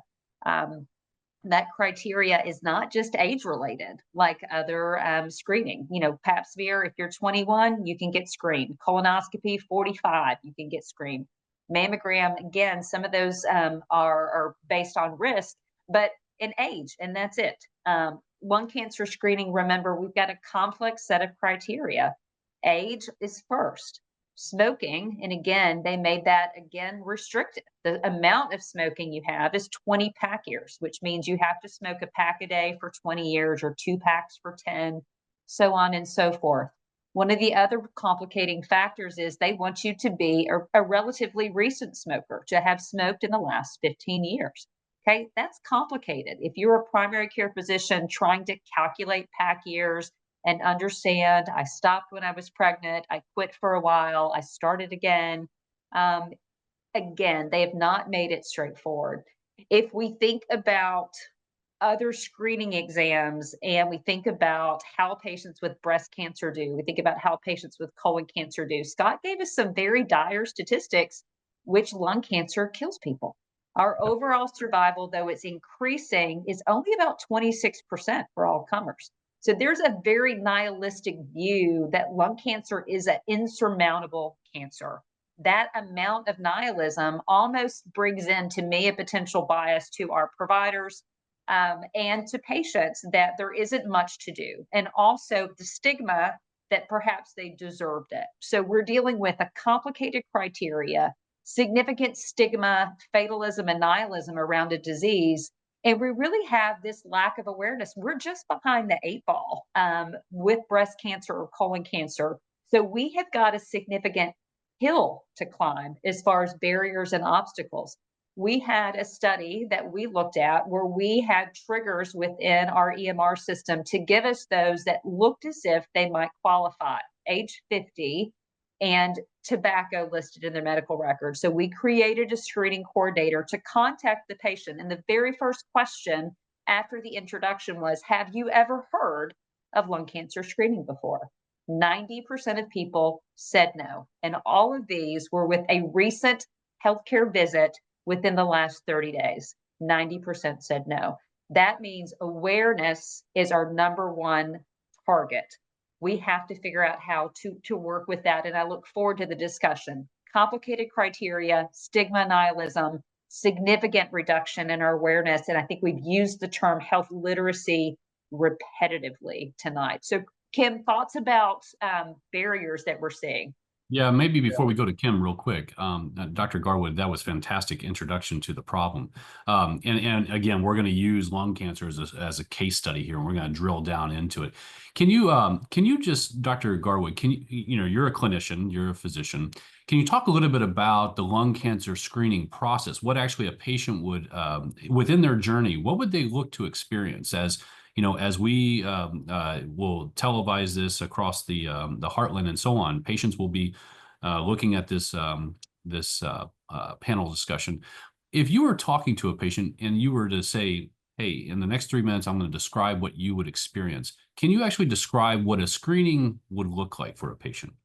Absolutely. And I think we really love to do forward-facing education, because to me, this is the easiest screening test. We like to use words like no prep, no squish, no pinch. So it's the most comfortable test that you could undergo. I think when we think about radiation, we want to make sure that you understand when you undergo a screening exam that the amount of radiation, when we say it's a low dose CT, that doesn't really resonate with our patients. The amount of radiation that you receive is equal to about 6 months of living in the US. Okay, so our natural radiation exposure or a transatlantic flight. So it's a low amount of radiation. We're not going to make you glow or increase your risk. The other important thing that people worry about with CAT scan is contrast or contrast dye or allergies to that. There is no contrast related, no IV required, and it is a simple breath hold. You'll be in and out in just a few minutes. Again, no prep, no squish, no pinch. Radiation is what we're up to with about 6 months of living in the US with our environmental exposure. So extraordinarily easy. The caveat to that is that we want to make sure that there's a discussion before. So part of the criteria for screening does include a conversation with someone who can explain the potential risk and benefits of screening. So that conversation is essential so that your insurance will cover it and so that you won't receive a bill. So we want you to understand what you're getting into. And the important things that we cover during that is that we know that lung cancer screening is associated with tobacco. We want to have a discussion about smoking cessation. Are you smoking? Are you contemplating quitting? And if you've quit, how can we help you maintain abstinence? So every time we get in a chance to discuss this with a patient, we want to discuss those issues. The other is the importance of adherence, which we've all talked about, adherence to blood pressure medicines and to weight loss medication. Adherence is also very important in lung cancer screening. Lung cancer does not wait, okay? If you skip a year or you skip a couple of years, you are adding risk. The clinical evidence-based guidelines for the National Lung Cancer Screening Trial was after the age of 50 that you received a screen yearly. And that's because lung cancer can grow. If we skip, we're adding risk. So the importance of adherence in order to get the benefit that a lung cancer screen could save your life 20% of the time means you have to show up every year. So we want you to be adherent. We want you to consider smoking cessation. And we also want you to understand that in addition to that low risk from radiation, there's a risk that we could find something else that may cause anxiety. There may be false findings. So I think one of the things that gave us pause with lung cancer screening was false positives with mammography or elevated PSAs that made us undergo workups. We have to explain to you before you undergo this that we may find something and classify it as suspicious. We've worked very hard on that in the lung cancer community. And after more stringent criteria with a more clear definition of lung cancer screening results called LRADs, we can get into that later, it really has decreased false positives substantially. So false positives now after LRADs in between 5 and 13%. But that's where your healthcare professional will come in. So shared decision making is part of it. Smoking cessation discussion every time, the importance of adherence. But number one, no, this is the easiest test that you could possibly get from a screening exam. Great. That was fantastic, Dr. Garwood. Before I turn it back over to Kim real quick, let's say you find a small pulmonary nodule within the screening test itself, and I'm a patient. Talk to me about a little bit of the options about how to actually diagnose whether that small pulmonary nodule, as you said, could be benign or it could be cancerous. But talk to us a little bit about the technologies that are emerging that take out some of that risk and it's more comfortable and less invasive and so on. But talk a little bit about the diagnostic aspect of whether I find out I have a benign condition or a cancerous lesion. Well, I think even before we get into that, Scott, I think because the overwhelming majority within the US of our nodules are not cancerous lesions. The goal is how do we address the number of pulmonary nodules we have, not only detected incidentally, not only detected with screening, but also incidentally. how do we really refine that funnel and make sure if we do go on to a more invasive procedure, that that's the appropriate thing to do. So a discussion about your risk stratification. What's the probability that what I'm looking at with you is cancer? And I think this is a very important step. If you were my patient, Scott, and I told you that you had an 8 millimeter pulmonary nodule, okay, you may not know what that size means. You may not know what the word nodule means. But if I told you, Scott, you have a 56% likelihood that the finding in your chest is cancer, would that catch your attention? It would. And we have calculators that allow us to look at risk based on certain criteria. Based on our age, our risk goes up as we age. Based on smoking, whether we've smoked, yes or no, contributes to our risk. Based on what the nodule looks like, how big is it? Where is it? Top or bottom? What are the edges? So when we put those criteria in and we add in whether that patient has ever had cancer, there are statistical calculators that tell us both in a screening patient and an incidental patient where I can have a real discussion with you, Scott. Do you need to be worried? If your risk is anything over 5%, it tells me I can't reassure you. I need to consider a diagnostic procedure. There are some additional blood tests. There's some nasal swabs, things that look at field of injury, proteomics, things that look at autoantibodies that can help refine those things. But if we decide that you need an invasive procedure, the overwhelming change that really has changed my career is navigational bronchoscopy, the ability to not have to go in surgically and cut out a part of your lung to get a diagnosis, not have to stick a needle in with a CAT scan and risk bleeding or a collapsed lung, or miss an opportunity to find out not only what kind of cancer, but what stage you have. The way that we pursue bronchoscopy now, we want to get the right answer the first time, every time. So I want to get a diagnosis. I want to get a stage. I want to find out what your molecular profile or biomarkers look like for your specific cancer so that when you have a procedure, you can have a very personalized plan.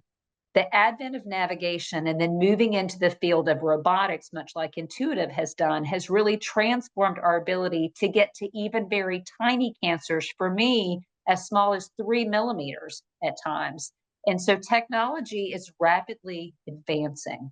We also know that with risk stratification and choosing our patients more wisely, we would like to reduce the amount of time we're spending healthcare dollars on invasive procedures unnecessarily, and the amount certainly that we're taking a patient with a benign disease to surgery in the US. I know our benign resection rates are different between the US and China, but we want to make sure that we're getting the right diagnosis the first time and educate the patient that even if those spots are very tiny, even the size of a pea, that we now have access to really game-changing technology to allow us to make diagnoses.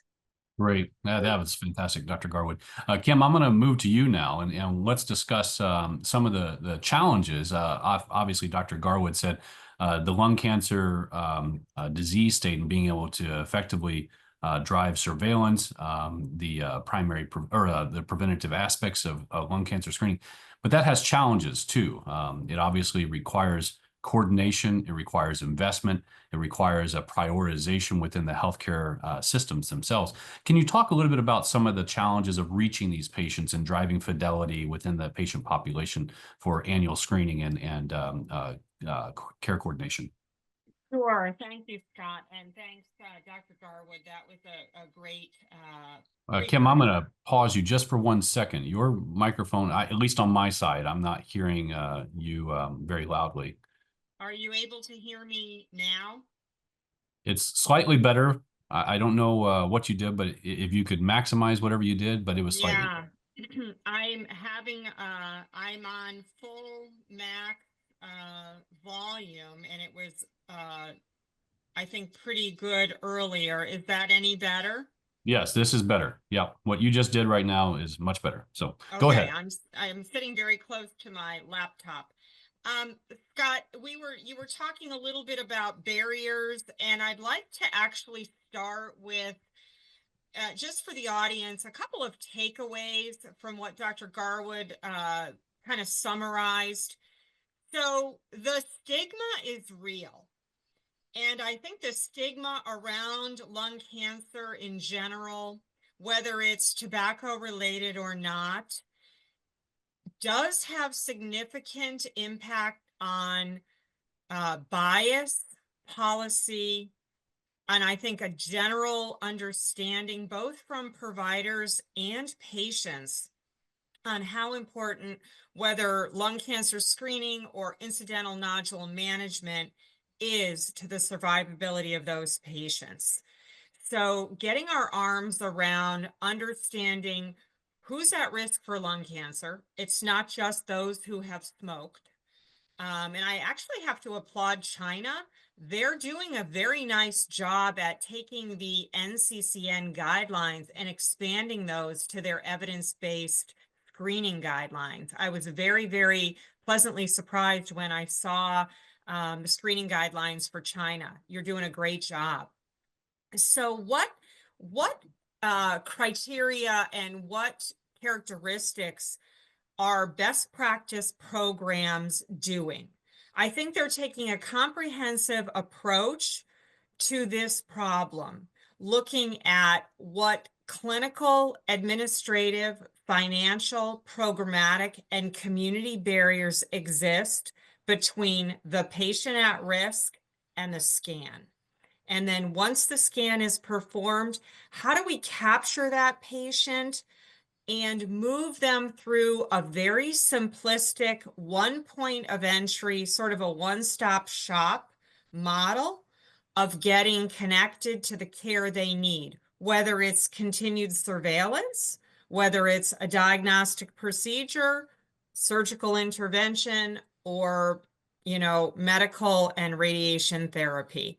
There's a host of things along that continuum that we have to focus on, I think, as a society, really, and understand if we're going to move the needle in lung cancer care, we have to embrace what it is, how to diagnose it, how to find it, really, how to diagnose it, how to treat it, and how to prevent it, both at the front end and the back end.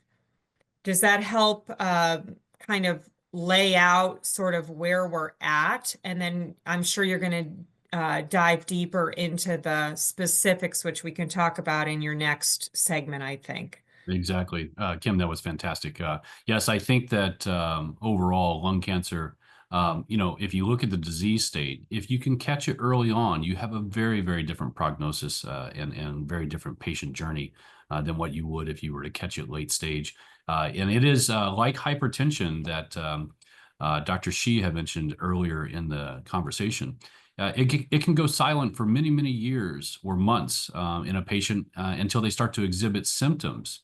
And by that time, in most cases, lung cancer is at late stage. It's a very, very different prognosis than virtually the opposite if you can find it in the early stage, stage 1 or stage 2, which, as Dr. Garwood was stating, most patients actually find early stage lung cancer via incidental finding.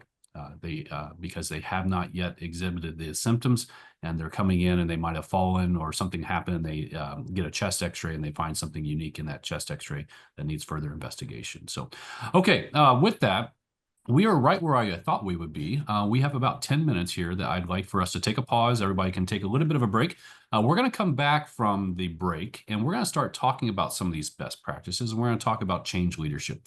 Obviously, at the heart of this whole discussion is around the implementation of evidence-based practices. We're going to hone in on this topic of lung cancer because uniformly, regardless of whether you're in the US or China, it is a common challenge. It is a common problem, and it is one of the leading causes of death. It also is quite based on Dr. Garwood's outline. If you follow some of the guidelines, it is quite survivable. But again, it takes active health engagement. It takes active engagement by the health systems and so on to invest in the primary prevention and preventative screening programs.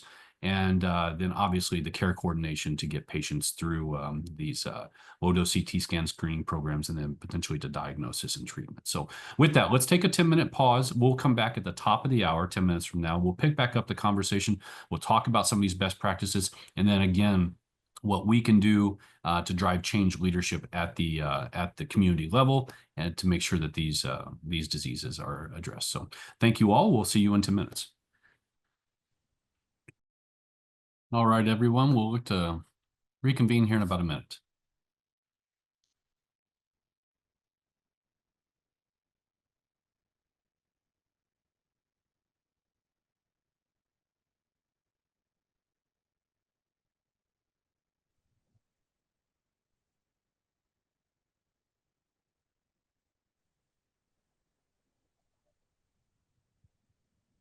Okay. All right. Well, hopefully everyone got an opportunity to get up, stretch their legs, do the things that they needed to do, and then recollect themselves. So I'm excited to now move this into part 2 of our discussion. This was designed to be a 2-part webinar series, but we thought, hey, why don't we leverage the experts that we have online and really go into this aspect and this mindset of how can we drive change leadership to occur around in this case study, we're going to talk about lung cancer. So this is where I will invite all the panelists to really contribute to this aspect of around change leadership. Before we do so, what I'd like for us to do is to think about the Kotter model for change leadership. And the Kotter model is from John Kotter. He was a Harvard Business School professor. He, in 1996, published a book called Leading Change, and it really was around the concept of how to drive change to occur within organizations, within communities, and so on. And we're going to apply this 8-step model to this public health aspect around prevention and how do we drive preventative public health measures and preventative public health practices. In this instance, it's going to be around low-dose CT scan screening and lung cancer screening overall to help address this within the population. Before we do that, I'm going to outline the steps of Kotter's model. And there were 8 simple steps, and I'll outline what those are and how they can be addressed with what we've already just talked about and how we'll address it within this conversation. So the first step was around creating urgency for change. And obviously, I think with Dr. Garwood's comments and Kim French's comments, and even those of our other panelists within the women's health and obesity and hypertension, there's much data that we already have around the aspect of what's needed and what's needed to drive change as far as the value that this can be delivering within the communities. The next is around how to build a guiding coalition. So step number 2 was how do you develop a coalition of not just yourself, but others that are going to want to become involved and build that through diplomatic efforts. The third is to then take that coalition and develop and co-design to form a strategy, a plan. What are you going to do? But probably much more importantly, what are you not going to do based on co-designing and so on how to address the public health challenge at hand. But so building that strategy and that plan. The fourth is around enlisting and inspiring a vision for change and a vision for transformation. You actually have to tell and show this is where we're going to go and how we're going to do it in order to inspire and inspire transformation to occur. The fifth is around how to enable individuals and teams and those that you work with around this challenge and problem to catalyze the change itself to occur. Obviously, we talked about trust several different times. We talked about vision.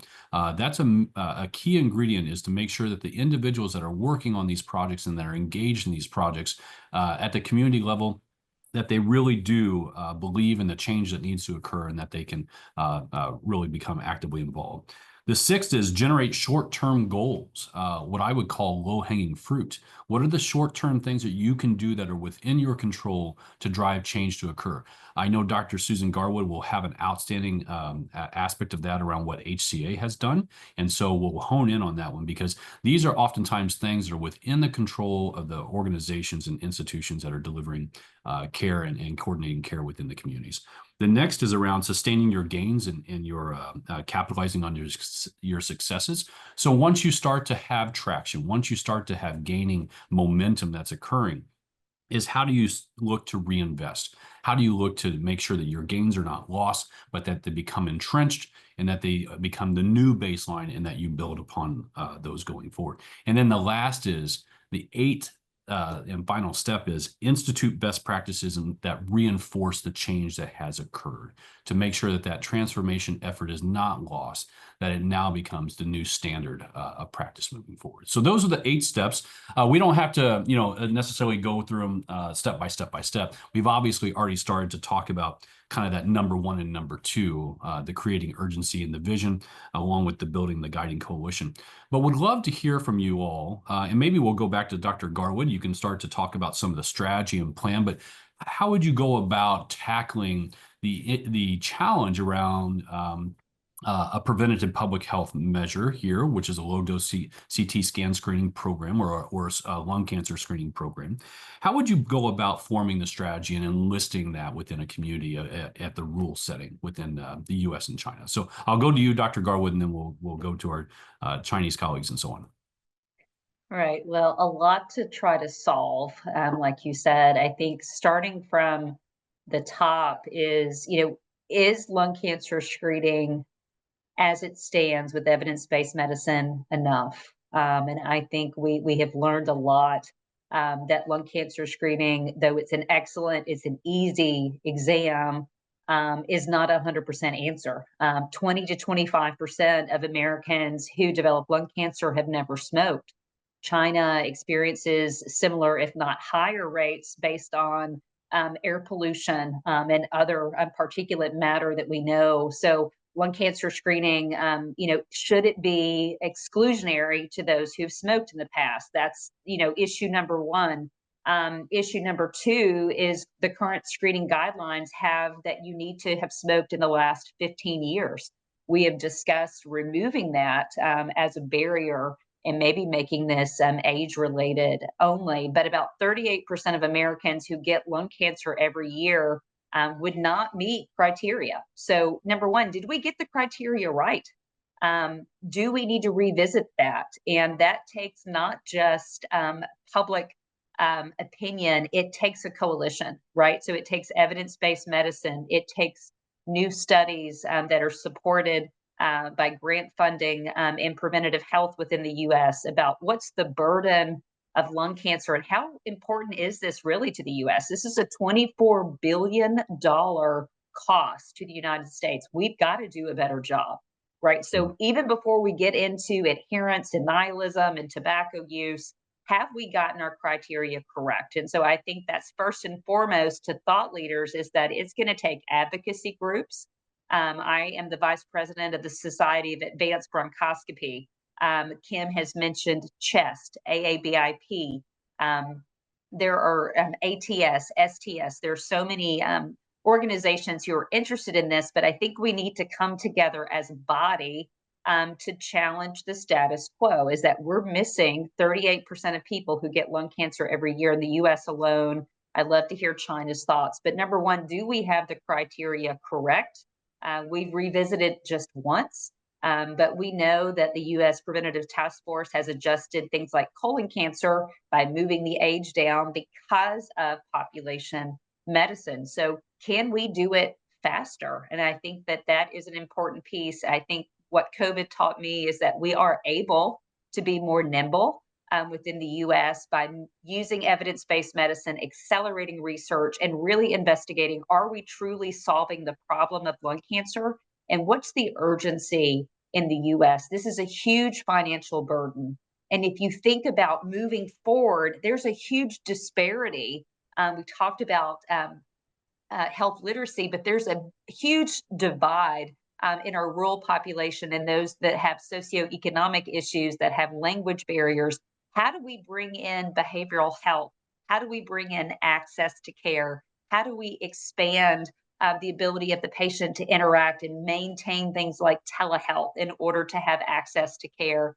How do we move to perhaps a no out of pocket or a zero cost to patient, or a patient self-directed referral without that shared decision making? So I think there's tremendous opportunity for us to really think about this better before we even get into stigma and nihilism. Are we getting it correct? So I would love to hear others' thoughts about that, maybe as a starting point. Yeah, Dr. Garwood, great comments. Before we go over to our Chinese colleagues, one aspect that you talked about was the cost burden related to lung cancer, and it is significant.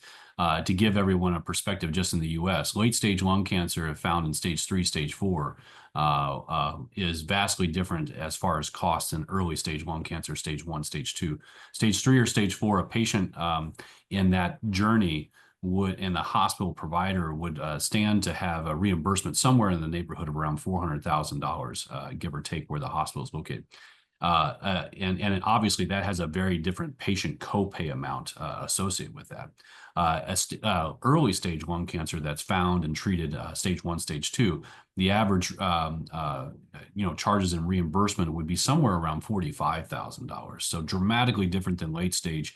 And obviously that too has a very different copay amount that would be associated with the patient. So the patient is dramatically impacted economically by early stage versus late stage. So it really is quite a much better advantage for the patient to get the annual screening and to obviously go down that track of adherence to an annual screening. And if there is a nodule that's determined to be cancerous, early stage treatment, not only is there a much, much different life expectancy and 5-year survival rate that's much, much higher at 80+%, but the cost to the patient is vastly, vastly different too.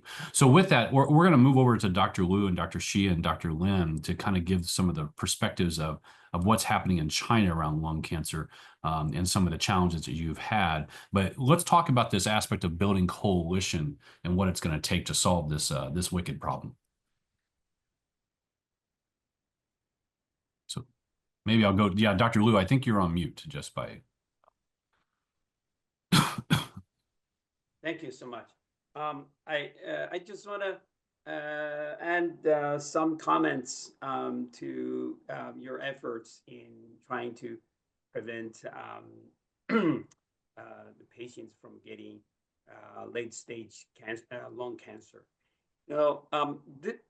This is absolutely number one issue for the society to do in order to cut half of the premature death by 2050, as called for by the recent Lancet paper. Because lung cancer alone right now is about 28.5% of total deaths due to all cancers. So it's almost 1/3 of the cancers attributed to lung cancer. So there's no any question about it. And also we know for lung cancers, as high as over 40% of them can be prevented because the risk factors include smoking, that is, preventable, and air pollutions, indoor, outdoor pollutions. Okay, so there's no question about this. And now, what can we do about it? I just last night, Scott, believe it or not, I just had a dinner with a vice president of the Chest Hospital of Beijing. We had a dinner last night, and we exchanged our opinions, and particularly his work so much about this topic. And what they did in several cities in China are as follows. They know in many remote areas, the local residents may not get a effective and a comprehensive screening service for early stage of cancers. So they have done several things. One of which is to organize a mobile car with CT scanners in it, and then they drive the mobile car to the villages, okay?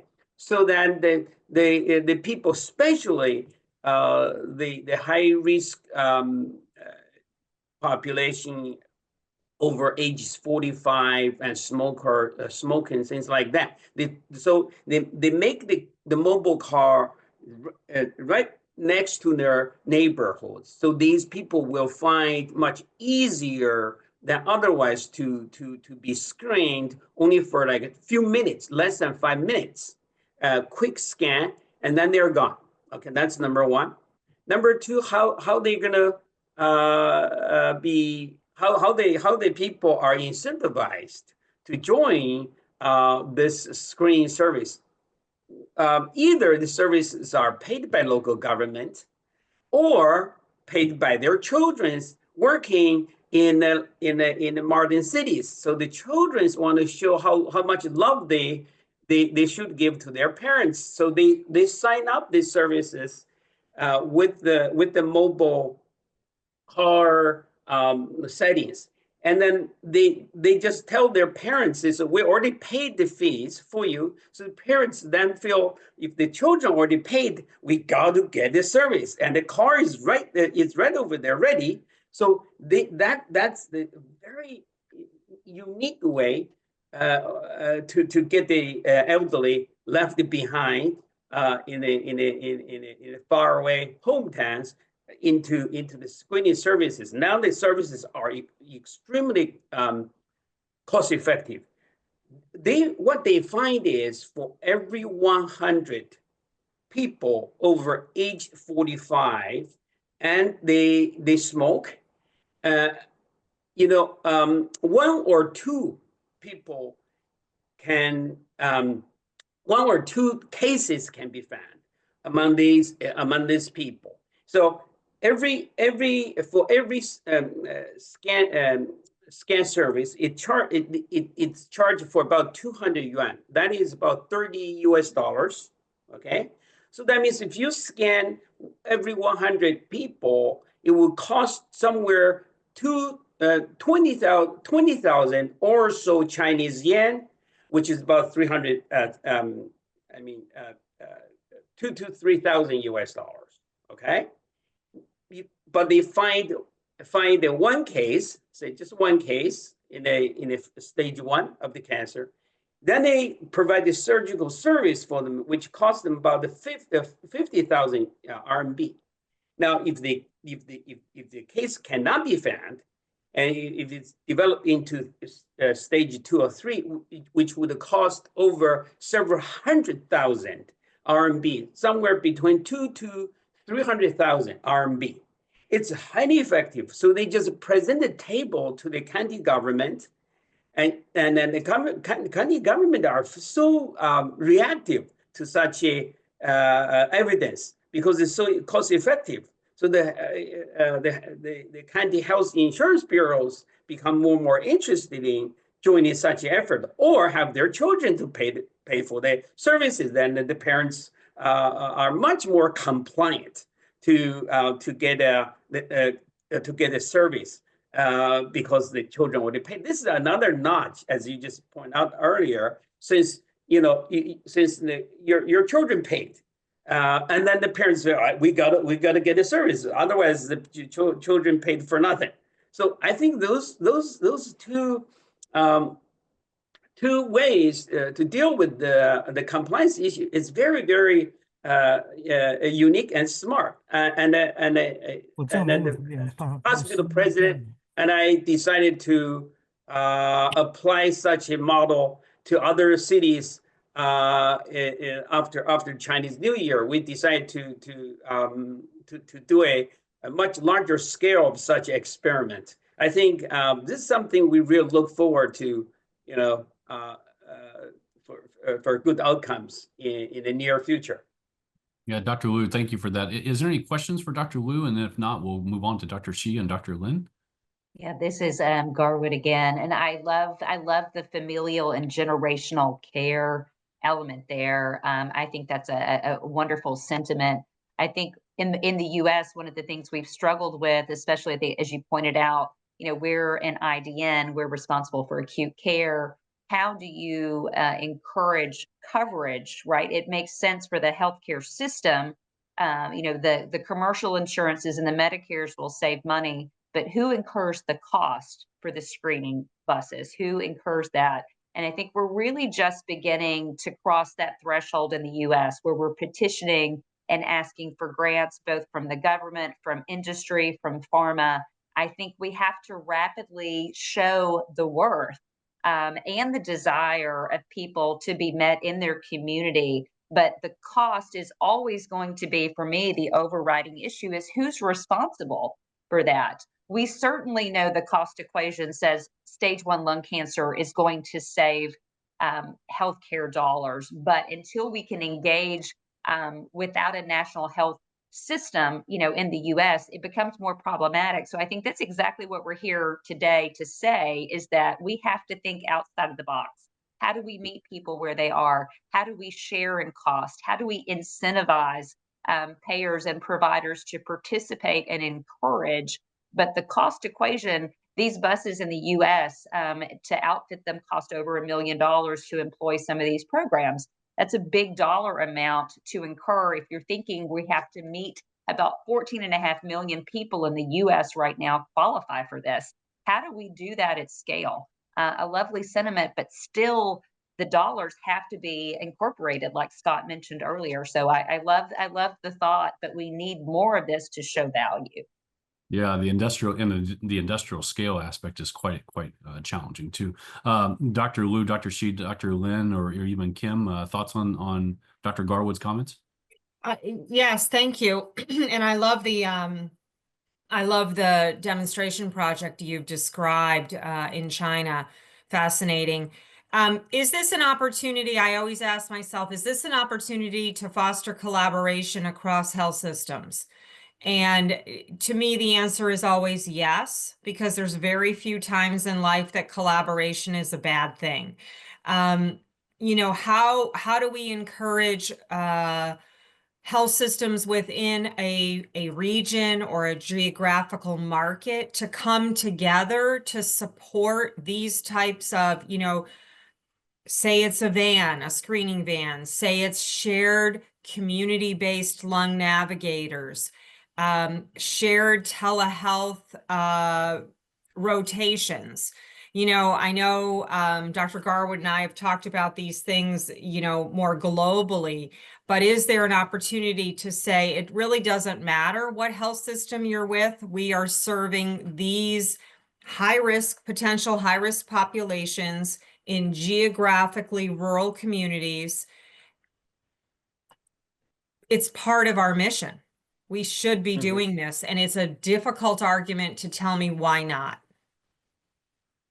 Yeah, I'm also hearing two different things there, Kim, based on Dr. Garwood's comments, is that the payment systems or the reimbursement, the costs are not exactly factored into the equation of the benefit to the patient.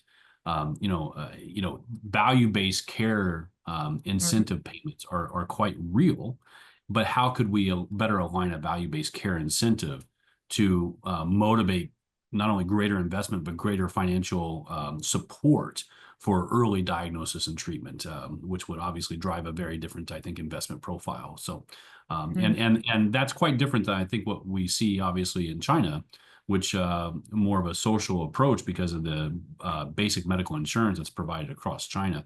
Dr. Shi, Dr. Lin, or even Dr. Chen, can you talk a little bit more about that investment profile and how that's looked about within the provincial or even the municipality level versus the national level within China, and how they would actually look at the investment profile for lung cancer screening and diagnosis and treatment?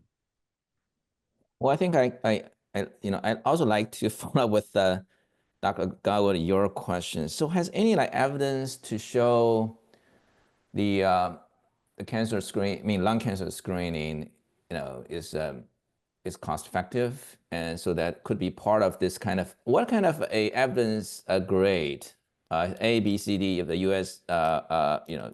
United States Public Health Service Task Force report, what current recommendation is now, because that's driving a lot of those payment, and if it's grade A and B, then according to the Obamacare, very much is the insurance need to cover those grade A and B. I think if I'm looking it up currently, I think we're 1C for that. So Kim, I'm not sure if you know that off the top of your head, but it's because of the the risk of stratification, or starting age, or anything that that might kind of driving the evidence. I mean, I just kind of the first thing come to my mind obviously is very much is driving by this U.S. PSTF recommendation, right? Because that's important. Okay, for China is as far as I know that I'm not aware about the national program. That's why I think Dr. Lewis was illustrated that some experiments are doing. And I like to kind of put on the other things that, I think potentially there's a lot of value is that we're also talking about the health system leadership, all these kind of things. And then there's not that many, I mean, obviously there's insufficient, the specialist that can kind of reading those CT scans. If you want expanding a kind of national program for like a 600 million kind of rural population, even like elder population, we're talking about the size of almost like United States, all the adults in the United States in the rural areas equivalent, right? So because of population size, so I'm not sure that there's any like a sufficient. So I think there's going to be an AI piece, reading those telehealth, tele-screening, so that I can reading efficiently on those, process those images. I'm not sure that's kind of part of the game need to be played in the make sure they have a good efficiency, accuracy, and then so that it could be part of the clinical pathway. And then that's going to be certainly important for both the United States and China. But I really kind of having, I know Yin Yao and then Dr. Ying probably know more about the cancer screen in the China. So Yin Yao, if you don't mind, can chime in about this. Yeah. I'm happy to jump in with a couple of comments. I think the question of how do you get evidence-based guidelines into national health systems is really, really interesting, because we're talking about the same science, but we're talking about very different systems. And so how you make change happen is necessarily quite different. And the hazards and the benefits are also, different in that way. I mean, the US has multiple health systems, and there's a lot of room for bottom-up innovation. And so the building of coalitions to try and move that to a national level, is a long process. But there are professional networks that, that are there. China is much more of a top-down system. So when the government says, we're going to do this, everything happens, and it can happen quite quickly. It may take a long time for something to get the government to actually do something. And having pilots and good evidence and evaluation around those pilots tend to be an important part of the learning. But I think what we've also seen in China over the last really 6-8 years, and particularly accelerated through COVID, is the development of digital health. So I've, seen in poor rural areas where, scans are uploaded and it's coming right to the university hospital in the capital city. And so digital health is actually enabling access to much higher quality diagnostic services and treatment planning. And that is a very good thing, because when you consider the local workforce, especially in rural areas, may not be so well trained, then you start to really worry about, false positives, people who might end up in the system and being intervened upon when it may or may not be the right thing to do. And when the incentive in the Chinese health system is for hospitals to admit more patients, because That's where the money is. So I think, in that Chinese system, to introduce this would really require a lot of broadly based advice, particularly on the technological, the ethical, and the financial dimensions, because what we have seen with the introduction of universal health insurance coverage in China is actually the out-of-pocket payments for the rural poor population has increased, in part because they actually have better access to health services. And so this is really a very tricky issue to, get that system designed right. So I think, it's really a great issue for a lot of ongoing comparative work to not only look at the clinical guidance and what you do in different populations, but under different system conditions, what modifications you might make. Thank you. Yeah, very insightful, Dr. Lin. I'd like to hear from Dr. Chen. He obviously sits on the WHO for technology assessments and evaluations of evidence-based practices, and the research that you've done in China. Dr. Chen, given Vivian, Dr. Lin's comments there, can you speak more broadly about how a province or even the national government would assess this type of scenario and move about more a coalition or even a pilot to investigate this more deeply for implementation? Okay, thank you, Scott. And I think in China and for those kind of different kind of cancer screening, and we have a lot of activity over there. I think one component is the evidence-based and those kind of technology assessment guideline, and that's for different cancer, but also depends on a lot of Chinese and their professional association. And for the lung cancer screening, actually, China have 3 different years version, and for those kind of expert consensus, and just try to guide those kind of lung cancer screening and in China. And the other, I think the one thing is kind of financing. The financing actually is kind of mixture financing and their efforts. Some is supported by the employer-based and the benefit package, like annual physical and the examination checkup and program, and supported by the employer-based and payment. And also, if the screening and the positive, and then go to the hospital and just access to the medical insurance and benefit package. But for the rural area, so those kind of cancer screening and the program is just started with the breast cancer and also the cervical cancer. That's for the free and for the rural and the resident, supported by the government subsidized. But for the other, also that's like a lung cancer screening. And right now for the rural resident, we don't have national and the program, and that's the freely and provided. So that's, I think, the one part. And the other, I think, is also we use a lot of digital technology, try to just lower down those screening costs and have a good and that's kind of effectiveness, and to just diagnosis those kind of people with the cancer.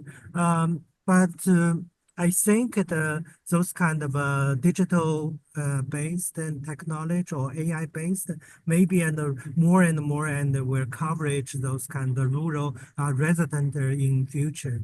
The other, I think in China, we also use like appropriate technology utilized in the rural area.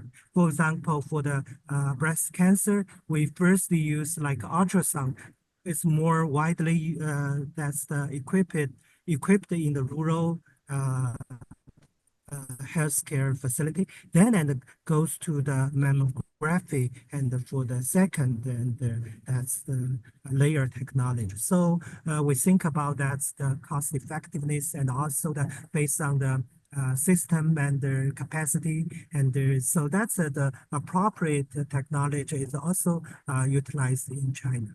But Yeah. for the lung cancer screening, but the other thing maybe, and you also mentioned that's maybe like over treatment or over diagnosis. So at this stage, I think about that's the evidence-based guideline is more important, and also diagnosis is also very important, and what kind of people were with the follow-up is more important. It's not just the treatment or surgery, and so maybe also have a lot of like over treatment for those kind of pulmonary nodule and the patients. Yeah, thank you, Dr. Chin. I think that overall, based on Dr. Garwood's perspectives and Dr. Liu's perspective and even Dr. Shi's, the clinical value is quite clear on early diagnosis and treatment. The cost effectiveness, I think, is quite well now understood, that the earlier you can find these lung cancer lesions and treat them, obviously you're going to reduce the burden and the strain on the overall healthcare system. And even the humanistic value through patient access and being able to access communities and so on, I think is becoming more understood. Based on that, it's clear that there's value here, but I want to turn a question to Kim and Dr. Culbertson. Dr. Lin had talked about the systems and the many systems that exist within the United States, which means that there's no standard way of approaching this. And then I'm gonna ask you all a key question. I'm going to turn to Dr. Garwood because I think she has a fascinating perspective on it based on what HCA is actively doing to address some of the things that are within their control to go after, quote unquote, the low-hanging fruit that exists. But Kim, based on your experiences, and Dr. Culbertson, talk a little bit about the health system itself and how it's challenged, and how health systems in the United States somewhat compete against each other even in their own backyard. But how do you drive coalition? How do you drive community engagement around a common good and a common mission around this that can drive traction within a region or a community? I think there's been a couple of things that we've done in the Chicago market in particular that have worked well in that regard. Number one, we really took a step back, I think, as a Chicago community and formed a lung cancer consortium. And what that meant was physician and administrative dyad champions came together across all health systems. It was voluntary, that wanted to participate to look at, are you doing lung cancer screening? How are you doing lung cancer screening? What's your clinical pathway for patients post-scan? And what are you charging? And that actually helped us come up with really a best practice model. People could adopt it if they had administrative buy-in or not. I think most participants did adopt it. And our second level of participation, which we actually just got to last April of 24, was bringing all of our lung cancer navigators, nurse clinicians, advanced practice providers together. And we had about 70 folks come either on site or virtually twice a year to talk about not only their programs, what's working well, what are your barriers, what are your wins. And it's been a very effective model for, I think, advancing care in general across at least the Chicago Metroplex. Thank you, Kim. Dr. Culbertson, other insights from your years of experience in administering and managing health systems? Well, thank you, Scott. Kim, that was a wonderful description of what has been accomplished in Chicago. I'd heard about that through my connection with Advocate, but that's quite inspirational, frankly. I want to harken back to Dr. Garwood's comments about maybe the perception on the part of the potential screenee, if there is such a word. They're not patients yet, but person considering undergoing screening. I think that one of the issues with lung cancer has been the well, I'm not saying prevailing, that's too strong a word, but certainly the sentiment that, if somebody detects lung cancer, you're done. That's that I think back to the Tennessee Williams play Cat on a Hot Tin Roof, where Big Daddy is informed that, well, he's not informed. His family is informed, given the medical ethics of the day, and that causes Big Daddy to depart the stage, and all you hear is him moaning off the side through the rest of the play. But I have been struck in attending medicine grand rounds recently at how much advance has taken place in targeted medical chemotherapy for lung cancer that has basically lengthened the time horizon of an individual who was diagnosed with lung cancer. And I think that is a message that really needs to gain more visibility, either through the American Cancer Society or other advocacy organizations, that lung cancer is not a death sentence, and that screening is, in fact, can lead to an advantageous outcome, and can motivate individuals to seek that resource. The final comment I'll make is that, as with many issues in the cancer sphere, it's always that old problem of you have an intellectual perception that this would be a good thing to do, but is this service available? And that is it's true in colorectal cancer screening, where again, the gold standard is still perceived as colonoscopy. We had a saying in family medicine that the best screening device for colorectal cancer was anything the patient would accept. And I think that's something that should be our mantra, but one that recognizes, as Dr. Garwood outlined, that the discomfort and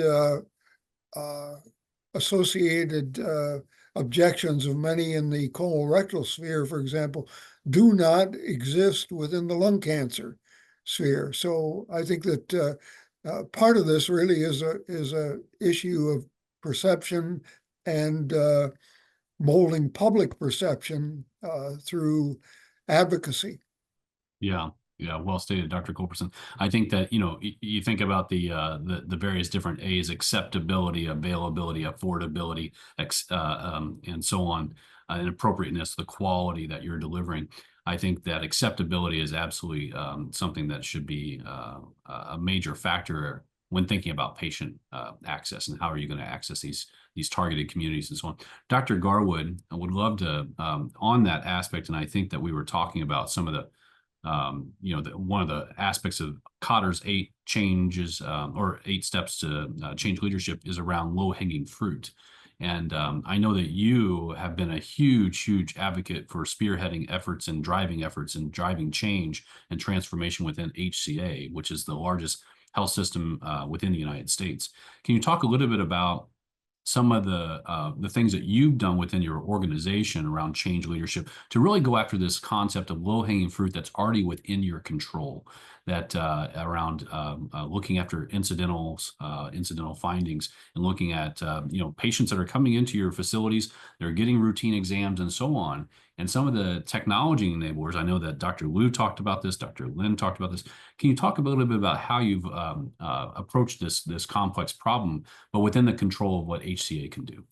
Absolutely. Yeah, this has been my life's work since I moved over to HCA in 2015, specifically because that was just the beginning of screening. We knew lung cancer was a huge problem. The question was there anything that we could do in the meantime? I think the meantime is still a while. I think before we really have true penetration with adoption with screening, screening is an excellent exam. It's easy on the patient. Early stage disease is greater than 70%. Survival is wonderful, but we have an access problem. We have an awareness problem. We have a complexity problem. So what could we do, and what was in our control as a large IDN? What we had was millions of people getting scans within our system. And there is no bias to who gets that scan. If you accessed our healthcare system, and we have over 180 facilities plus outlying urgent cares where people are getting scanned regardless of race, creed, color, denomination, education level, socioeconomic. If you had lungs and we took a picture of them within our healthcare organization, I wanted to look at them. And we decided back in 2015, we needed to set some parameters about how many of those findings in the lungs, specifically related to nodules, we wanted to look at. So we had to decide what size, we had to decide what scans, we had to decide what technology to overread. Was that AI or natural language processing? And then how could we consume a large amount of data, and how could we get ourselves organized? Utilizing software, utilizing human capital for care coordination, utilizing behavioral science for how do you approach a patient after, like Dr. Culbertson said, what will they accept? And so we began in 2017 really exploring natural language processing to overread any CT scan that was performed within our healthcare system. We started in the emergency room because we felt like that was our highest risk population, less likely to have access to care, less likely to have primary care, less likely to have education or follow-up, or certainly healthcare literacy. Even knowing that probably going to have more late-stage disease that was in the emergency room because something brought them there.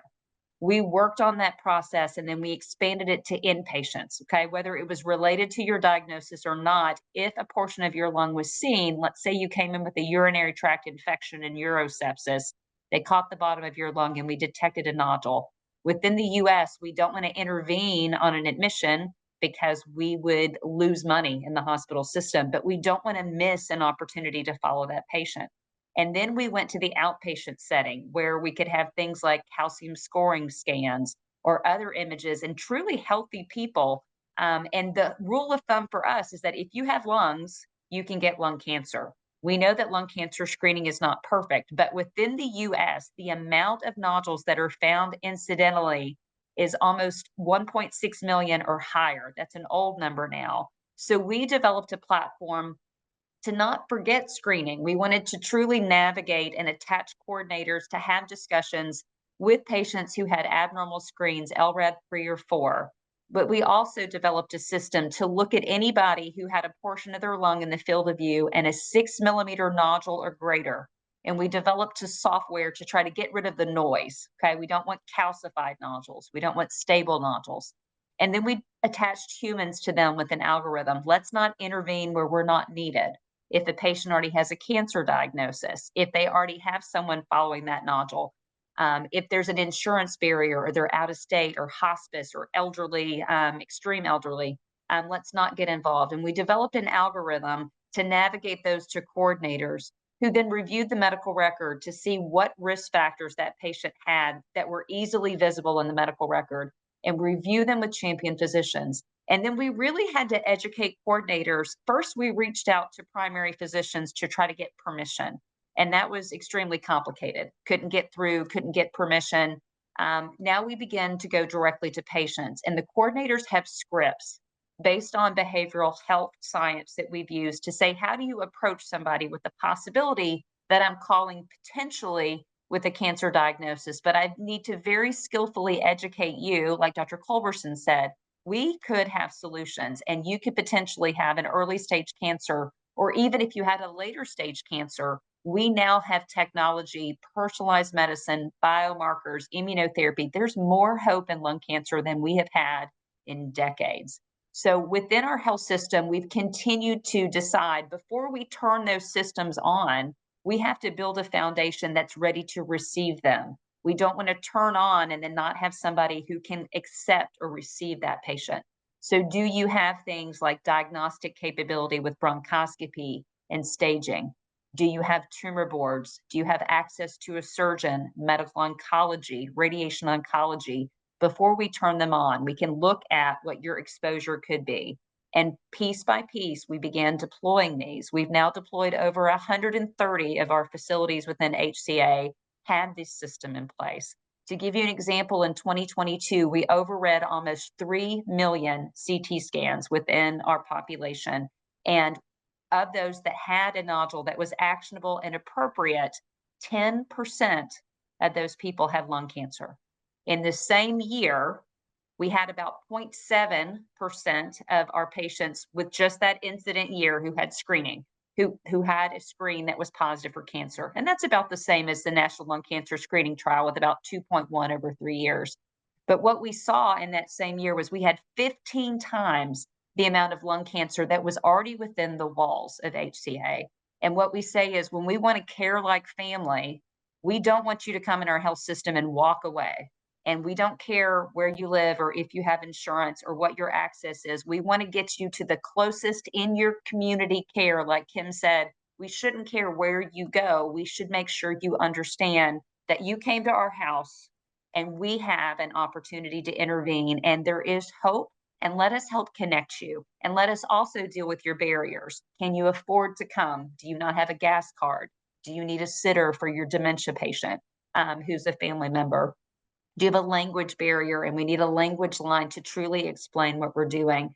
So what we hope is that as we solve, hopefully, lung cancer screening, where we know more early stage lung cancer lives, can we take our lessons and our foundational building within our IDN and be able to be ready to receive that? What I can tell you is with our screening, with our incidentals, with our care coordinators, with our technology, in my hospital system, we have 50% stage 1 disease.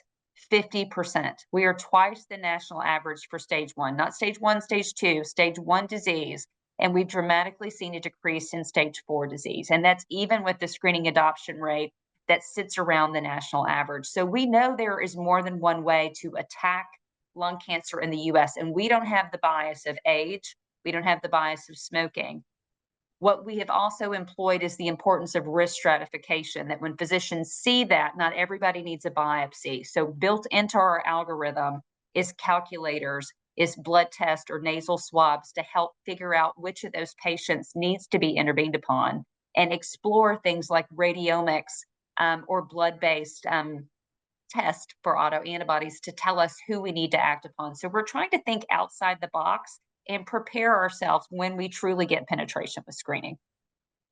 Great, that's fantastic, Dr. Garwood. To kind of give everybody a perspective here too, the average age range for lung cancer diagnosis is between 54 and 75, and the average, the mean value is actually 63. So this is not, a 70+ year age population. That's where this prevalence is at. It's actually in a much younger population. And now we are obviously concerned about the smokeless tobacco types of products with the vapor products, I should say.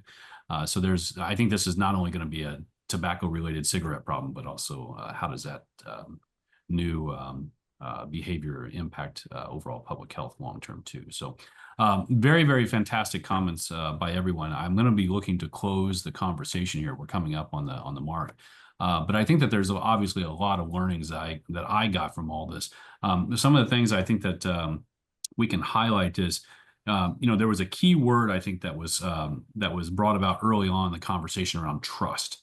One thing I would highlight there is that the trust has been lost over the years within public health and public health sector.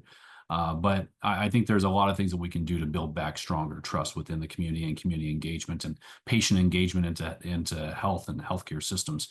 But I think that to highlight that that's a key item that we can all do better. Obviously, and I think Dr. Lin outlined this quite well, the incentives, the motivators, these credit piggy banks and so on that exist on how to engage patients and to engage them more broadly to make sure that they're actively aware of what's occurring, to make sure that there are incentives for them to maintain that engagement. The other things, I think the education, the health literacy, making sure that primary care providers and care coordinators within the community are aware of not only the guidelines, but how to better engage these populations and to also build trust in the engagement factor there.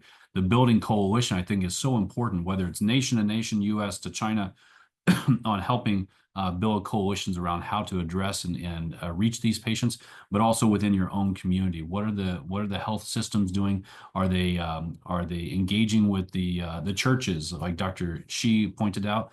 Are they actually taking this health literacy out to the community and making sure that there's patient advocacy and awareness that are being done to educate the general population, especially those at risk for the various different diseases we talked about today, to make sure that those patients feel empowered that they can reach into the healthcare community and get seen. I think Dr. Culbertson pointed on something, and Dr. Garwood expanded upon it, obviously, is that this is let's go back to lung cancer real quick.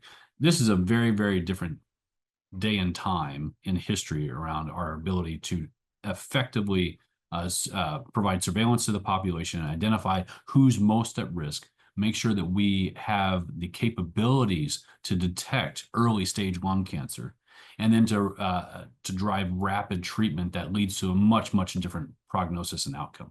And in many ways, again, early treatment of early stage lung cancer can mean 5-year survival is really high, or long-term prognosis is quite strong. That is a very different age than what it was 15 years ago. And I think to recognize that really takes all of us being advocates and champions of making sure that we get that understanding out to the communities that we serve. So I think Dr. Culbertson and Dr. Garwood outlined that very well. So with that, any questions that you all have around the topic to each other? If not, then we'll look to close. So Dr. Garwood, it looks like you might have put something in the chat. The only other thing, I think we talk about trust, another low-hanging fruit for us is who has already trusted us with their healthcare, specifically their preventative health and screening. So one of our big initiatives now, in addition to trying to improve adherence, which we didn't talk a lot about, but is opportunistic screening. So especially those who've already engaged, females with mammograms, those with colonoscopy, or even pap smears, that you're really not allowed to leave that screen without scanning the QR code and seeing if you are a candidate for lung cancer screening, and making that a one point of entry, super easy after you do that. I think that's very important. And then those who do engage at least one time, remember we said for lung cancer screening, it's a yearly endeavor. The publication by Dr. Silvestri said for the first 1 million people screened in the US, only 22% of them were adherent after that. Okay, that's very different from the National Lung Cancer Screening Trial, where we got a survival benefit, and they were 95% adherent. So how do we, as health systems and providers of this first imaging, make sure these patients come back? Is that mobile? Do we get on their phone? Do we get on their chat? Do we WhatsApp? How do we get them? We try snail mail, and I can tell you that does not work. So how do we as health systems work together to improve adherence? And then how do we really work on that trust factor? They've already trusted us with at least one screen. How do we educate? So those are, again, 2 little nuggets of low-hanging fruit we'll continue to work with. Yeah, Dr. Garwood, I think that's a fantastic point. Dr. Shi, I think, pointed out even within the hypertensive population is patient adherence to taking a daily hypertensive medication is quite challenging, even past the 6-month mark. So with that, one thing I know that we obviously have many different listeners that will listen to this panel discussion. If you think that you might be a lung cancer patient at risk, I do encourage you, based on the comments of these experts in their fields, is that this is a painless process to get your annual adherence to your annual screening. Even the diagnostic aspects, if they do find a small lesion, the diagnostic aspect is equally as painless too. This has evolved rapidly over the last 15 years, and I encourage you to engage your healthcare provider or your local health hospital or health system for your interest in getting a screening. So with that, I appreciate the panelists joining us today. Thank you all for your wonderful insights, your comments, your expertise. Obviously, you're leaders in your own fields of expertise and studies, but because of your words today, hopefully communities around China and around the U.S. heartland will benefit from your insights, but also the hope that you all provide this community to get the services that they need. So with that, Min, I'm going to turn it back to you, and appreciate everyone showing up for this panel discussion. Great. Yes, I just want to reiterate how much we appreciate you all dedicating so much time on this very important topic. We would like to continue this kind of exchange between experts. So if you have other ideas, you would like to engage with your partners in another country, let us know. Again, thank you, Scott, for your leadership, and we look forward to more dialogue with this to promote continued learning from both sides. Thank you very much. Absolutely. Anything we can do to make sure these communities thrive is the goal of, I think, everyone. So thank you, Min. Great. Thank you. Thank you. Good night and good day. Bye-bye. Bye-bye.